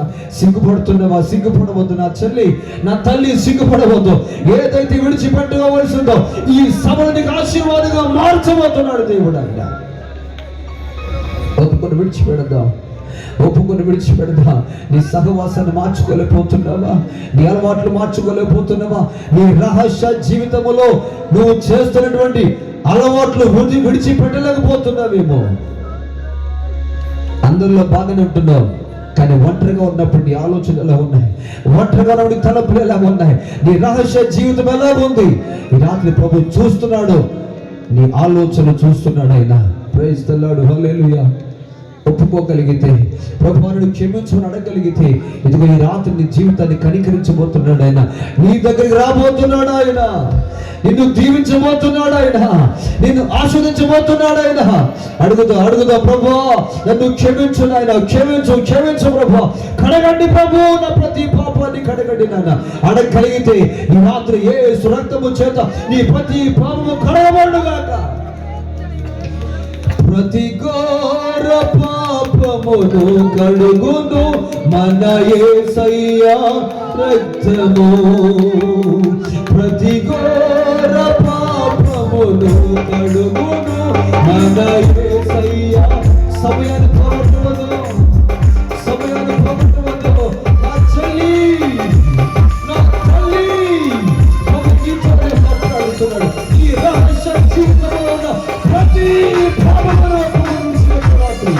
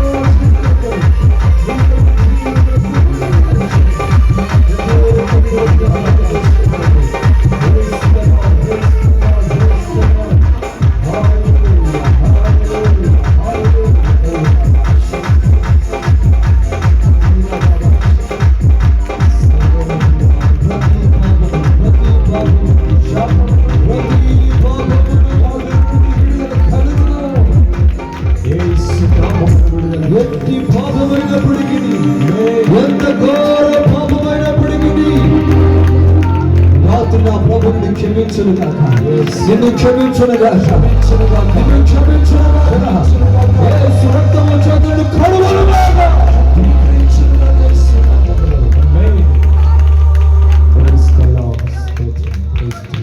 నీ రహస్య జీవితాన్ని చూస్తున్నటువంటి వాడైనా ఇంకా ఎంతకాలము జీవనకు అడ్డుగా ఉన్న పాపాన్ని, నీ ఆశీర్వాదానికి అడ్డుగా ఉన్న పాపాన్ని, నీ శరీర రోగమును విడుదల పొందడానికి అడ్డుగా ఉన్న పాపాన్ని ఇంకా ఎంతకాలం దాచుకుంటాం? ఇంకెంతకాలం దాచుకుంటాం? ఎవరికి తెలియదు అనుకుంటున్నారేమో, మనుషులకు తెలియపోయినా ఈ రహస్య జీవితం నా ప్రభుకు తెలుసు. ఆయన ఆశపడుతున్నాడు, నిన్ను విడిచిపెట్టకపోతే దాటి పోకమునిపే అని అడుగుతున్నాడు. అదిగో నువ్వు చూస్తున్నాడు.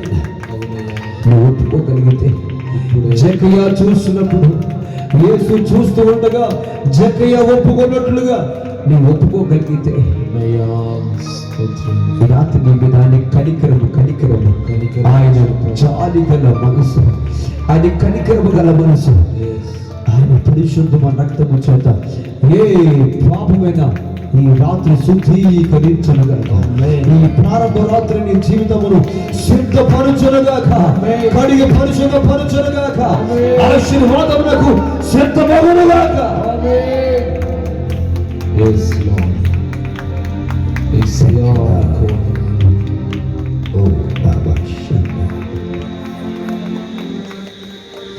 మహోన్నతుడానికి ఉన్నదాన్ని ఈ రాత్రి కాలంలో జక్కయ్య తన ఇంట నిన్ను చేర్చుకున్నని ఈ రాత్రి ప్రభు నీ బిడ్డలందరూ నిన్ను చేర్చుకున్నారయ్యా.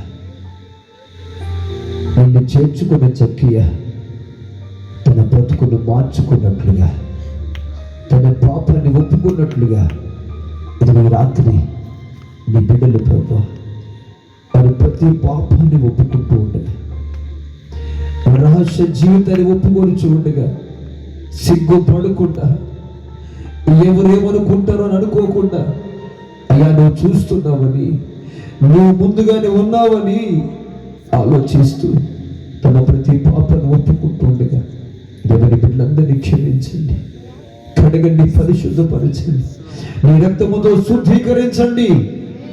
జక్కయ్యని అబ్రహాము కుమారుడిగా చేసినట్లుగా అబ్రహాము ఆశీర్వాదములకు రాత్రి మీ బిడ్డలు దీవెనకు కారకులుగా ఉందురుగాక, మీ బిడ్డలు ఆశీర్వాదానికి వారసులుగా మార్చబడుదురుగాక.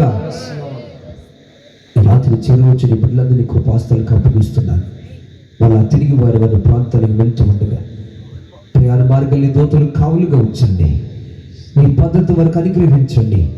ఆశగా ఉంచిన నీ బిడ్డల జీవితాలు ఈ పూట మీరు దర్శించేందుకు స్తుతులు చెల్లిస్తున్నారు, నీ రక్తముతో కడిగి శుద్ధీకరించేందుకు వందనాలు చెల్లిస్తున్నారు.